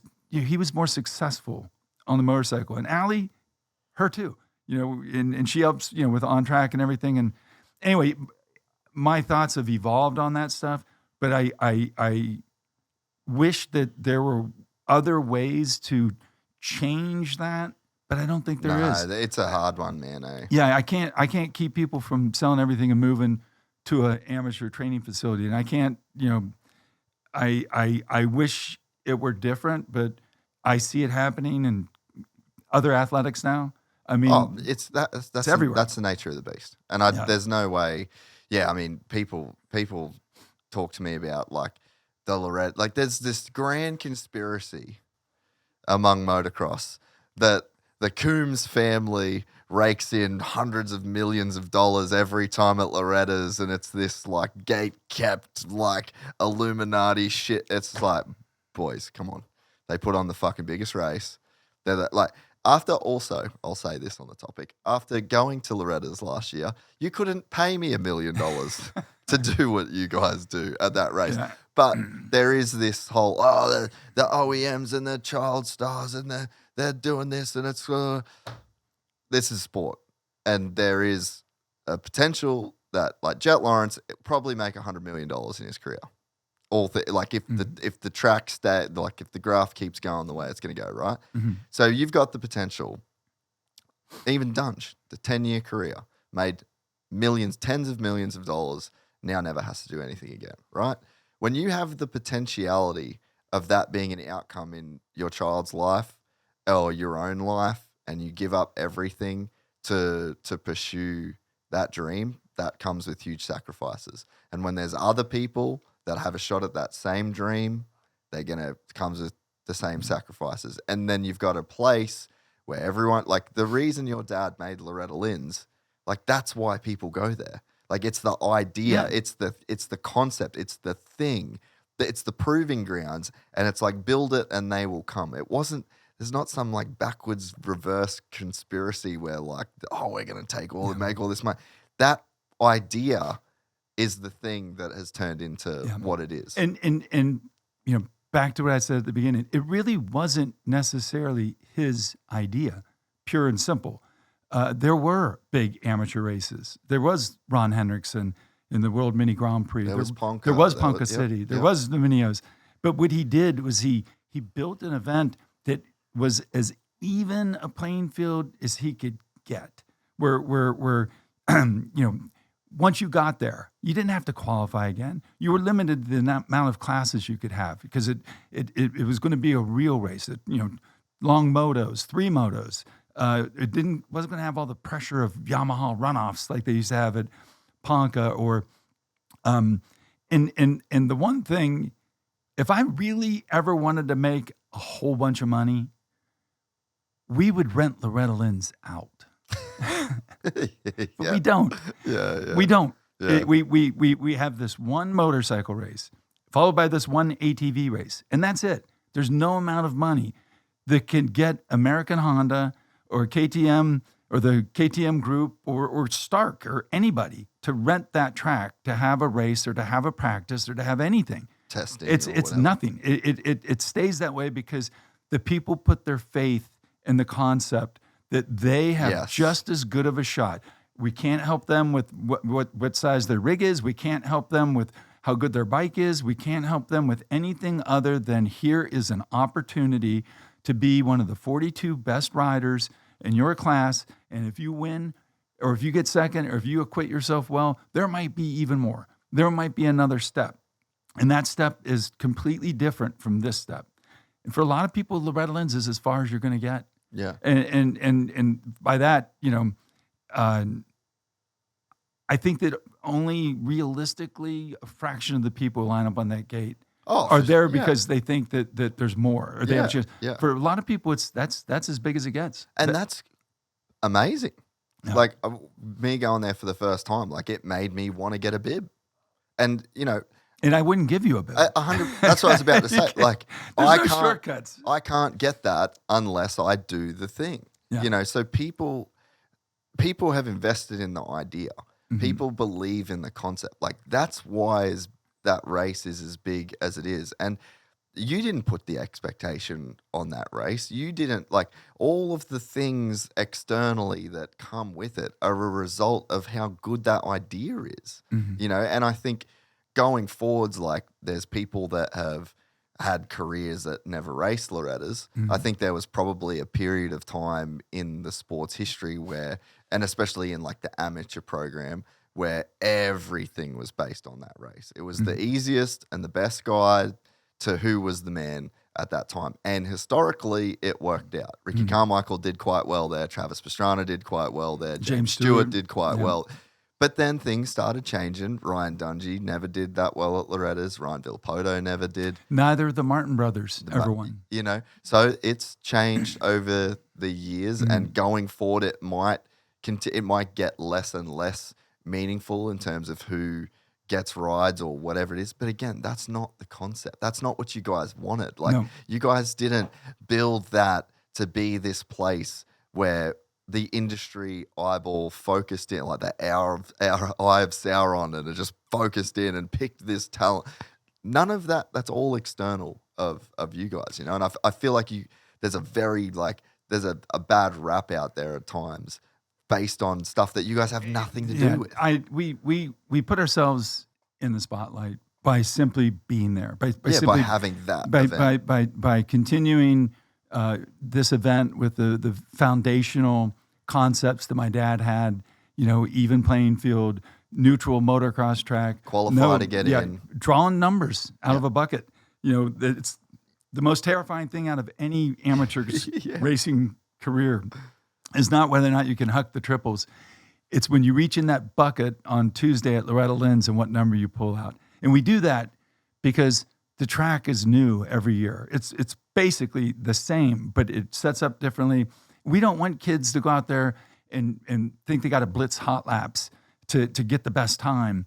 We don't want to put any more pressure than there already is. So you know, and I get parents all the time saying, "Man, why can't you do, you know, time practice? You know, my kid drew a 41." You know, and it's like, I'm sorry. Yeah. But Adam Cincerilla drew a 39 and a 42 his last year. It worked out. Yeah. My point is that we don't exploit it. There is no other Loretta Lynns. We're not in the amateur national business. We have this one race. We have the RCSX, which is a totally different kind of race, a totally different vibe and feel. And the concept for that came up between Ricky and I after he retired. He's like, what am I going to do now? He wants to keep a boot in motocross, and he thought he was going to NASCAR. What better way to do it than to have the Ricky Carmichael Supercross at Daytona? Yeah. That was the whole...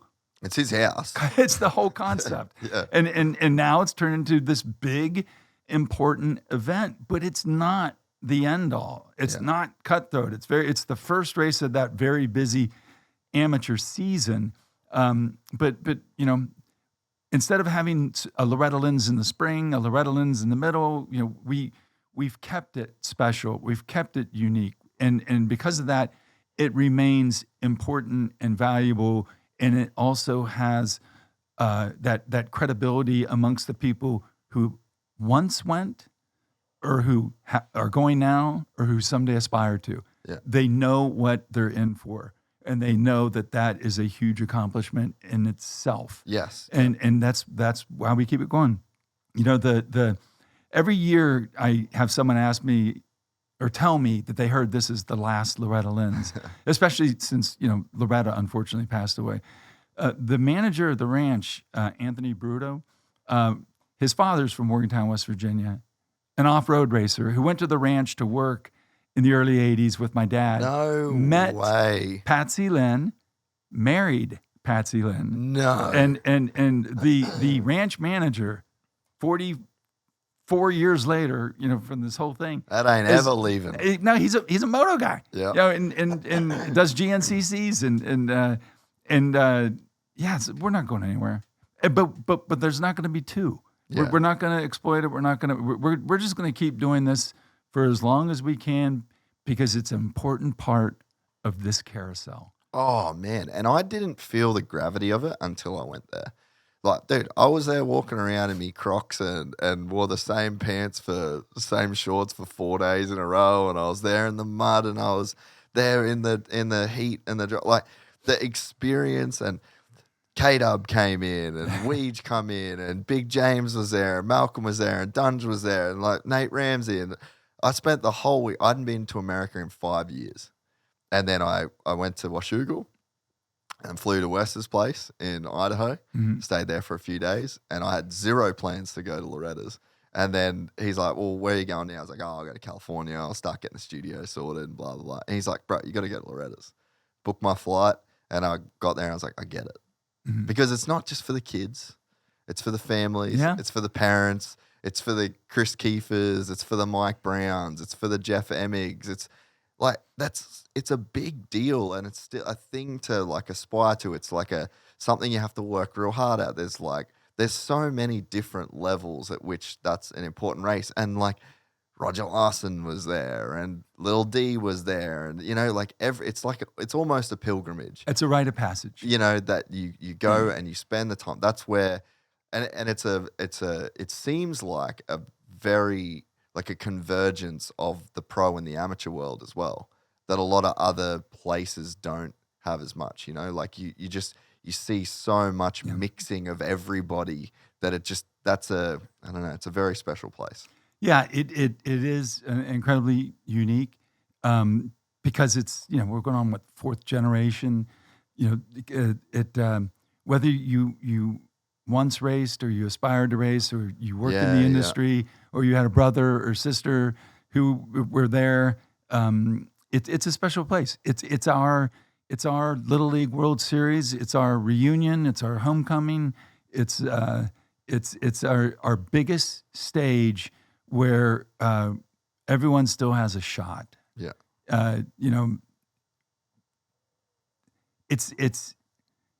It's hard to put into words what it means to me personally, but my mom, my brother and sister and I, we're so proud of it. Tim Cotter, it is the fabric of his life is that event, which people don't understand, and he got such a raw deal on that frickin' Deegan claiming thing. Dude. I know the full, I've heard from a couple people the full story of that. None of that was the way it came out, and I felt so bad. I still get comments, bro. We put up a video, me and Townley, because I was talking to Brian. I've got to be friends with him over the last few years, right? Like he's helped out a lot, and I know a fair bit that goes on behind that, right? And I was talking to him and I was like, I'd like to have an informed opinion on this if, obviously it's going to come up. And it's like, you don't even really need to know, but it's like, you've got a kid that's sponsored by Yamaha trying to claim a Yamaha. And somewhere along the lines, he figures out that if he wants to go forward in his career, it's probably not a good idea to blackmail Yamaha. Does it have to be any deeper than this? I'm gonna stay away. You want to be out of it. No, but I will say this. I know how, I want to say this as a way to literally explain Tim Cotter's very minor role in it. When you're at Lorretta Lynns, there is one office, a giant trailer right in the middle of everything. The AMA's in there, timing and scoring is in there, my mom is in there, the radio chargers are in there, Tim Cotter's office is in there. It's a table, and my desk is next to it. And I was sitting there, and there's all this commotion outside, and Tim's like, hey, all right, we got to use this office. You got to figure out what's going on here. He had just got done putting out some other fire, some other thing, whatever. It's 1,000,000 degrees. Yeah, and everyone's wet. Yeah, and I walked out, and I didn't know who anyone was. I saw Deegan standing there. I didn't know who the kid was. I didn't know who any of them were. And Tim's like, all right, come into my office, because it's 4 offices all in one, and you got to go somewhere to talk. And he has the kid come in. They're waiting for the AMA official to come, and I think Deegan slides into the door, and that's about it. They have a conversation. Tim doesn't know Hayden Deegan from Mitch Cumstein, from whoever the claimant was. He's just trying to figure out what to do with his kid who walks in with $17,000 in cash. Like, where's your dad? Yeah. Dad's not here. I mean, it was just the whole thing was, but that's when I fortunately went to leave. I actually decided to go to the I can't remember what, I was going to get my wife at the airport, or at that time, my fiance. I wasn't there. I missed everything. By the time we're still at the race, and it takes on life of its own, and these videos start coming out, and this kid says this, and all of a sudden Tim Cotter pressured. They threatened this kid, and none of that happened any way, shape, or form. I don't know how it took on a life of its own, other than people who weren't there find it is an easy target, and it's the Deegans. It's clicks, man. Yeah. One of the videos, the first video that came out, has 500,000 views. Well, Which is a lot on YouTube in this. So that's opportunistic. That's a person that knows what button to push. And it just got so blown out. Here's the thing. What did Tim Cotter have to gain either way? Nothing. His kids don't race. He doesn't have a motorcycle. He treats everyone the same. It was he became an easy target because it involved the Deegans. It involved Star Racing, all this subterfuge, everything. And it was like, all he was trying to do was help the kid count the money and get the right people in there. And who were the right people? Well, the owner of the bike, which wasn't Deegan. It was Star Racing. And that brings Donnie Luce into it. And then Matt Walker gets involved. And there are a lot of people. It's like, hey, it was a weird thing. Yeah. But Tim Cotter had no skin in that game. Yeah. And all he did, someone like Tim makes an easy target. Everyone knows him. And when you get a chance to bloody him up, a couple of people took their shots. Yeah. And it was unfortunate. But, Tim's out here. He's working on this race. He's, working on Hangtown. He didn't quit. He didn't get fired. He didn't get anything out of that. But somebody got 500,000 clicks. Yeah. And I don't even know who ended up with the bike. Yeah. I think it's all silly in hindsight, because I don't think anyone. I think Hayden Deegan shows what he can do on any bike. Yeah. I think the in hindsight, the whole thing speaks for itself. But that's one of those things where, because it's Lorretta Lynns, because it's the people involved, it took on a life of its own. And it was unfortunate because the one person who had nothing to do with it ended up getting all the heat. Getting the heat simply because we don't have a big enough office for everyone to fit inside. Yeah. And the whole thing is as simple as like, hey, you got a kid sponsored by Yamaha trying to claim a Yamaha. I wouldn't realize any of that. Yeah, and that that's what it is. And he's realized, and I think the pressure and this. I think it's just people were in there being like, hey man, you realize you're sponsored by Yamaha? Like, do you realize what you're trying to do? That wasn't Tim Cotter. No, I know, but that's what I'm saying is like, I think that's kind of like that's the point that got made is like, do you realize what you're doing? Like, this actually for you, this isn't what you're trying to achieve here. You're really going to hurt yourself long term, and it's true because if I was sponsored by Yamaha and I did that thing, there's repercussions to an action, and then you're in there as a 17-year-old kid. And who gives a 17-year-old? Like, there's a lot going on behind the scenes to where that kid can walk in there with that money. So it's like, I think he's just realized like, oh, fuck, this is actually like not what I thought it was going to be. I wasn't there for the how it all played out, but I know the people involved, at least my guy. It's one of those things where, if you had a time machine, you might do things differently. A little different. But I can tell you this. On Saturday, at the end of the Pala National and all that drama is happening, I am sitting in the MX Sports trailer office, and a couple of officials come in, and they're talking about that. Not the claim thing. Oh. They're talking about the Deegan off the track thing.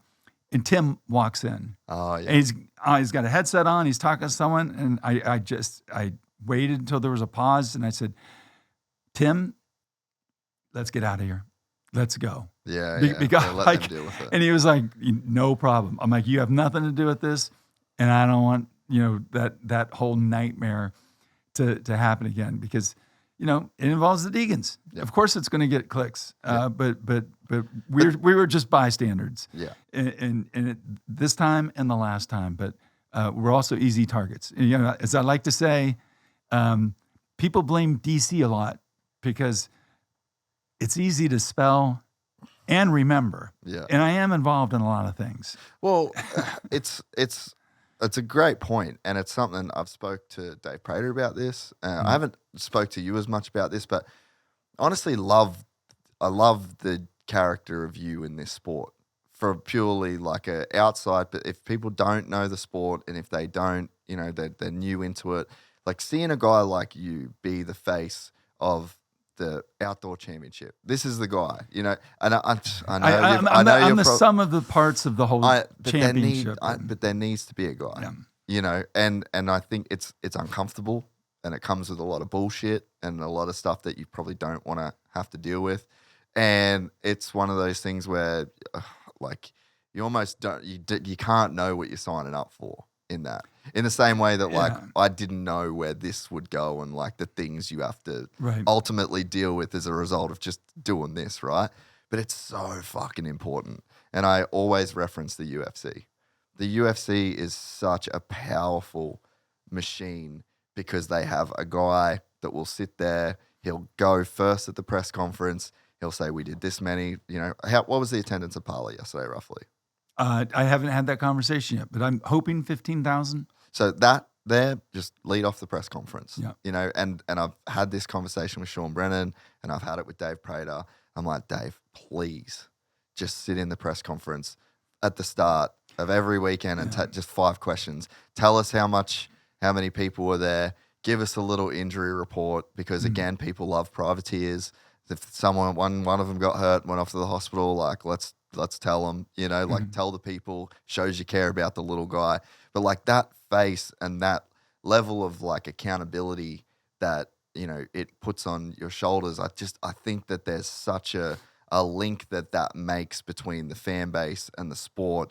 And I think just that in itself squashes so much of the bullshit, you know, like I know you don't want to be the guy that gets up and says, hey guys, this is what happened with the Deegan claim, like fucking ridiculous. Well, but that was not my role there.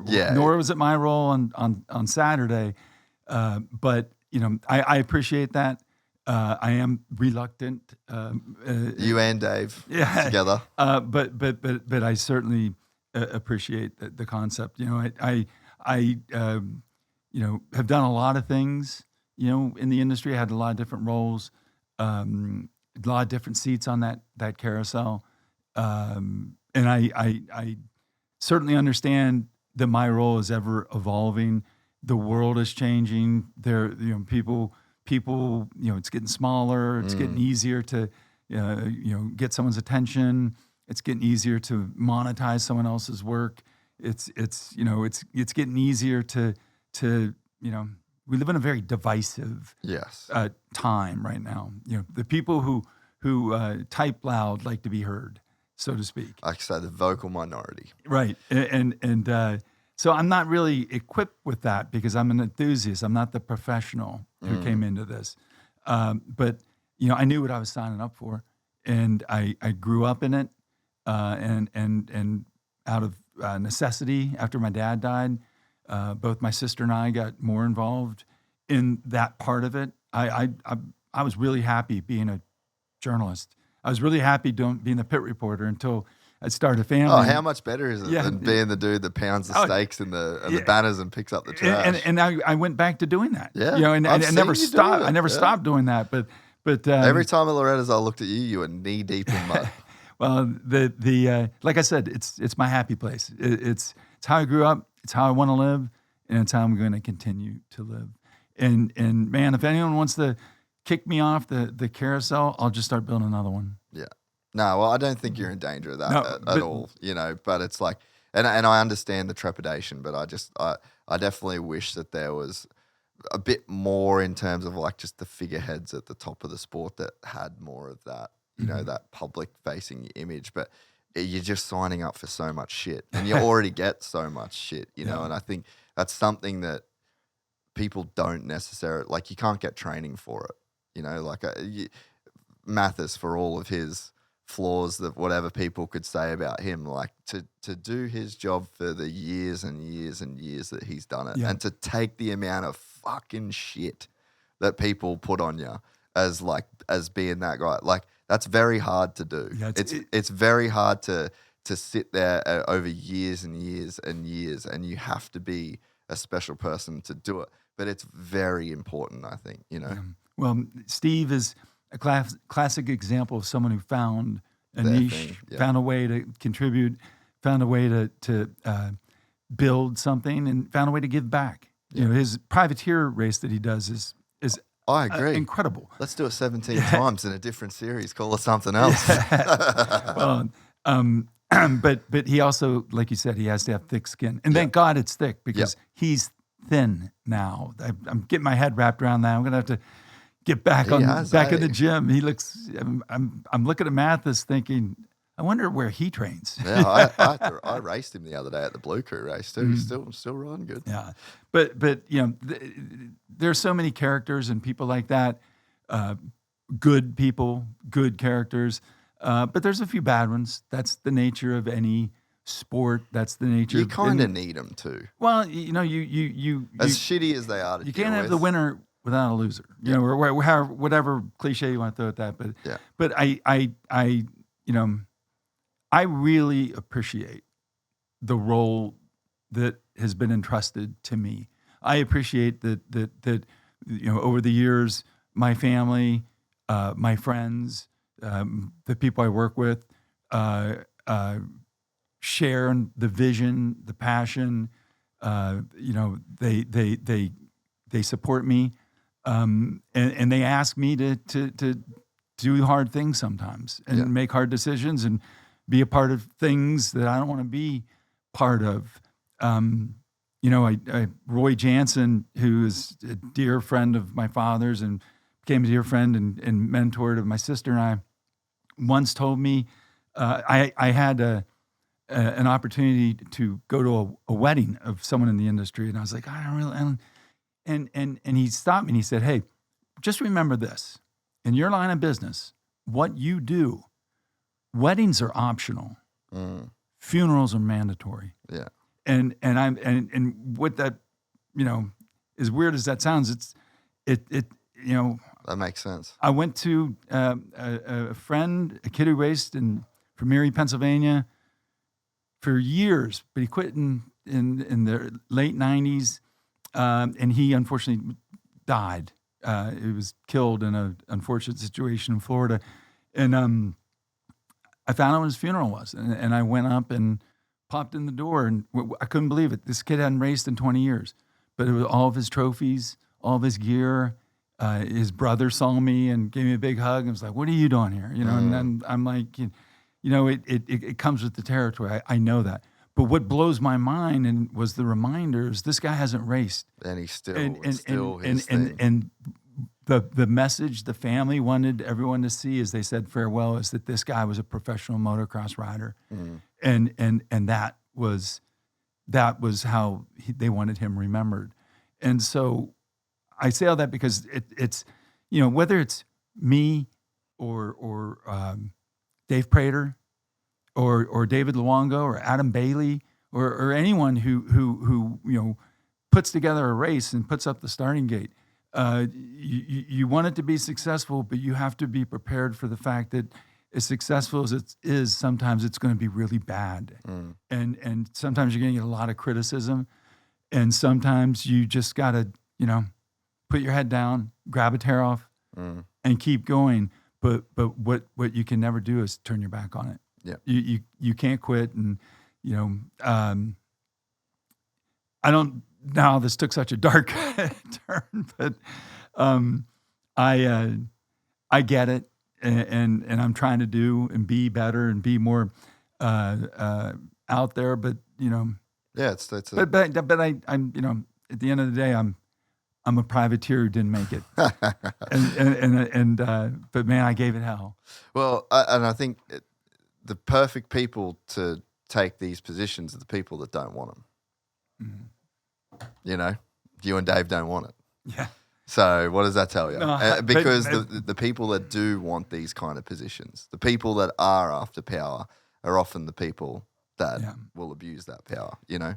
You're not going to get that from me. I know what my role is. I know what my lanes are, and I know what my responsibility is, and I accept all that. And it's a work in progress. The sport, the series, me, you know, and So far, so good. So not to just keep just putting you to the fire any more than I already have. I know this it's one. next. Fire away. Glen Helen. When are we getting it back? As Troy Lee said, in the words of the great and powerful Troy Lee, it's our A1. Yeah. There's so much history and water under that bridge and over it. We're not at Glen Helen because Glen Helen tore up their contract in 2010. Right when I was getting started in this. So you guys were 09, right? When you 09 was our first year at the helm. That's context. That adds context. Yeah, and I thought we were doing great. Even the recession had hit. And Bud Feldkamp called me up and said, I've got 5 non-negotiable points on the contract that I want to talk about, and I want it changed. He wanted to have his own sponsors. He wanted to have his own vendors. He wanted to have his friend do the T-shirts and not the series vendor. He wanted to have the length of the track entirely up to him, and I can't remember what the last one was. What it basically, that's quite hard. What it basically was is he wanted to have the Glen Helen National. He just didn't want to be part of the Pro Motocross series. And I couldn't budge on those things, nor could my sister. And so on the day before April Fool's Day in 2010, we get a press release, a fax. Remember those? And it says that Glen Helen has decided not to have its National Memorial Day weekend, and instead will host a round of the FIM World Championships. And that was that. So for 3 or 4 years, nothing happened. We went on to a couple misadventures at Lake Elsinore and then Utah. It just, we know we need a race in Southern California or in the Southwest, but how many tracks are as nice as Glen Helen? That hill is, it's iconic. It's iconic. But fortunately, there was a man named Tom White who was one of the greatest people I've ever met in my life. He became a friend. He got in the middle of the impasse between us and Bud Feldkamp. And I liked going to Glen Helen. I loved working with Jody on the track. I got to, a childhood icon / then rival in the magazine business and whatever. I mean, I really came to respect and enjoy working with him.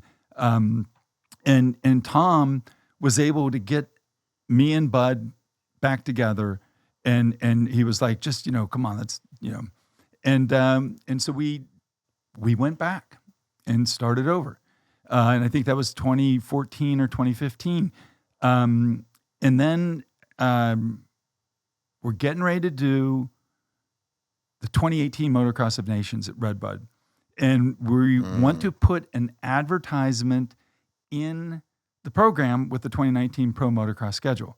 And my sister and Lori Bryant, who is also a dear friend, work out how they're going to extend the contract. Literally no changes to the contract.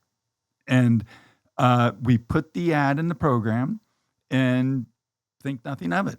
And like 3 weeks after the designations at Redbud, Bud calls up and says, why are we on the schedule? We don't have a deal yet. I mean, no, we agree. It's the same contract. We haven't changed anything. Well, what had changed was the term. We only had 3 years left on the deal that we had with AMA Pro Racing and Mr. France. It hadn't been extended yet. And so we put 3 years on the contract. Bud wanted 5. And but if the terms aren't changing, what's the big deal? Well, that's what I would have thought too.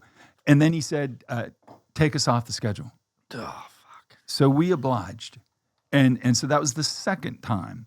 And we got to find another place. And that turns into another misadventure or whatever. But it was it was all so unnecessary. And there had been these weird things that had happened. Bud had a way of, he had in his mind's eye, the way he wanted to do his national. And I get that. I get the pride that everyone has and the want to do things but it's the carousel. Their way. But you can't turn around and say, we're not going to honor the series hard cards because we want to do it our own way. You can't do that when you're the first round of the series. It kind of puts it, you can't put the will call down around behind the prison, that's down at the entrance because I don't know why. You can't make the track 3.5 minutes long because while that's great, someone's got to cable that, someone's got to banner that, someone's got to hire cameramen to film that, someone's got to maintain that track, someone's got to work on that. It just everything was always.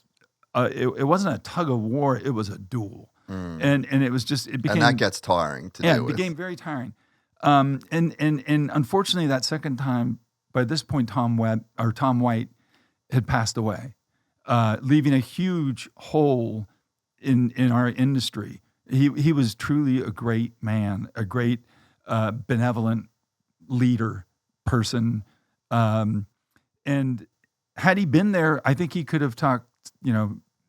Us all into staying the course and getting it working again. But as it turned out, we moved on, and there wasn't going to be a third strike. That was twice where we had the commitment. Fool me once. Well, John Anderson, who is also a dear friend, a great man as well. Yeah. That's someone that WUSA for sure. Has races out at Glen Helen, but he's married Tom's daughter. He wanted, in the spirit of Tom, in the same vein, as Tom, of being that peacemaker, of being that person who could solve like really unfortunate, seemingly endless problems and do it because he didn't want anything out of it but what was best for everyone. And he said, Davey, can you just give it one more shot, one more try. And this is in 2021. And I'm like, man, Bud has a thing about me. He has a thing about, us. And I don't think that it's going to work. I don't think Bud can be involved. Yeah. If we could come there and work with Lori, if we could have a contract, and just run the series there, yeah, we would, but that's not going to happen. So John Anderson decides to have sort of a luncheon intervention, we'll call it. And he got the people who really love Glen Helen the most. Troy Lee, Mitch Payton, Alexander Smith, Malcolm Smith's son, has the local shop, Lori, and even Eric Pernard got pulled into it because he just happened to be going there to meet with Mitch, and Mitch was like, yeah, we're going to take Bud to lunch. Why don't you come with us? Eric had nothing to do with it, but suddenly he has a front row seat to this, and they're like, Bud, you gotta let them come in and do the race, and just, it works for every other promoter. No one else has ever wanted to get rid of their national unless it was hurt by weather like WW Ranch and Muddy Creek, and it just didn't work. But everyone else is still the same promoters, still the same people, and really happy with what we've done. And so he agreed that he would step aside, that he would, go on vacation, let it run the way it was supposed to run. We did have the problem of Myron Short had the contract for the second Pala National, because he'd done 2 when we were stuck in COVID. And it was like, well, you know what?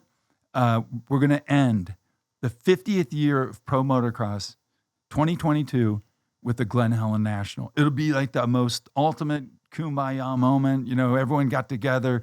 We hell froze over. We got it done. Here we are. And about a couple weeks later, I've just got some things.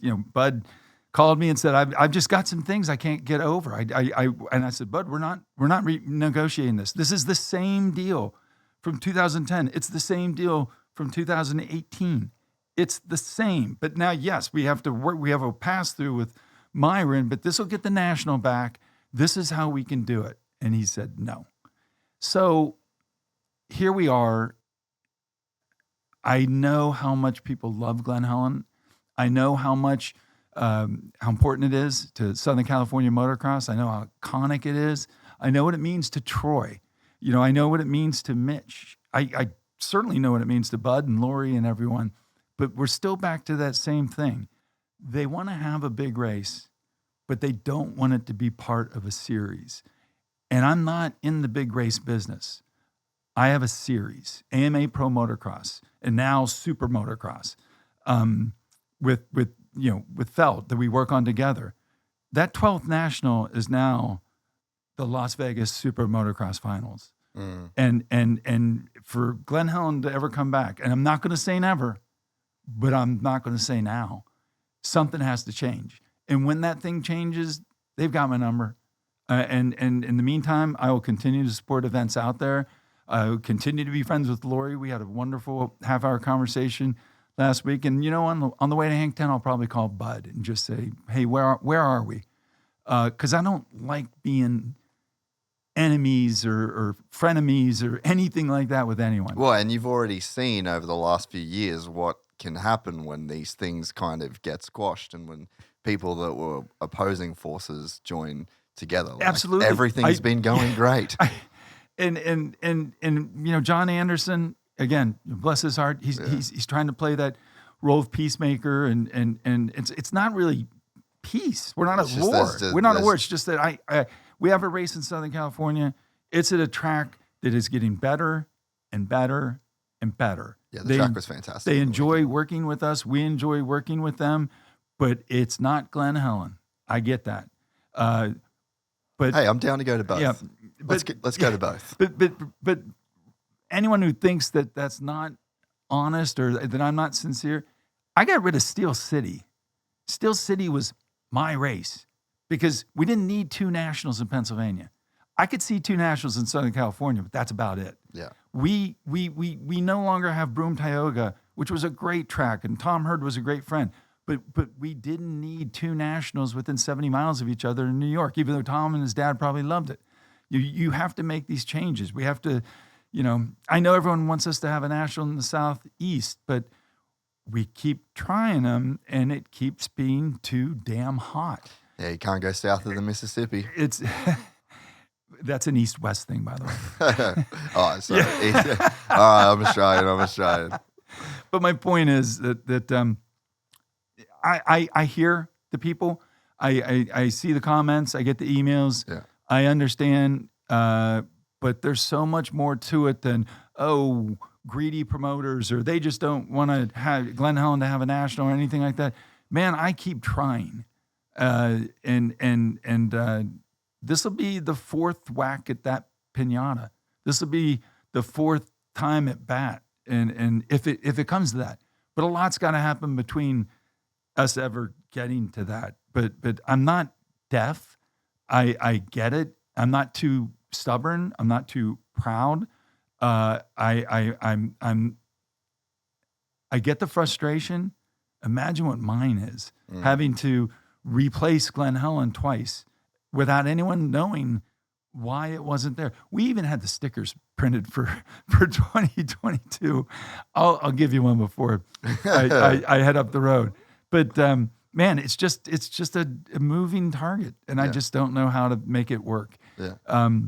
But what I do know is we started the 52nd year of AMA Pro Motocross with a fantastic national this weekend, and we're getting ready to go to Hangtown for what will be the 55th Hangtown Classic, and then we're going to, you know, all these other great tracks. Yeah. With promoters that want to be involved, and promoters that take great pride in their event and have their own individual take on what a motocross race should look like.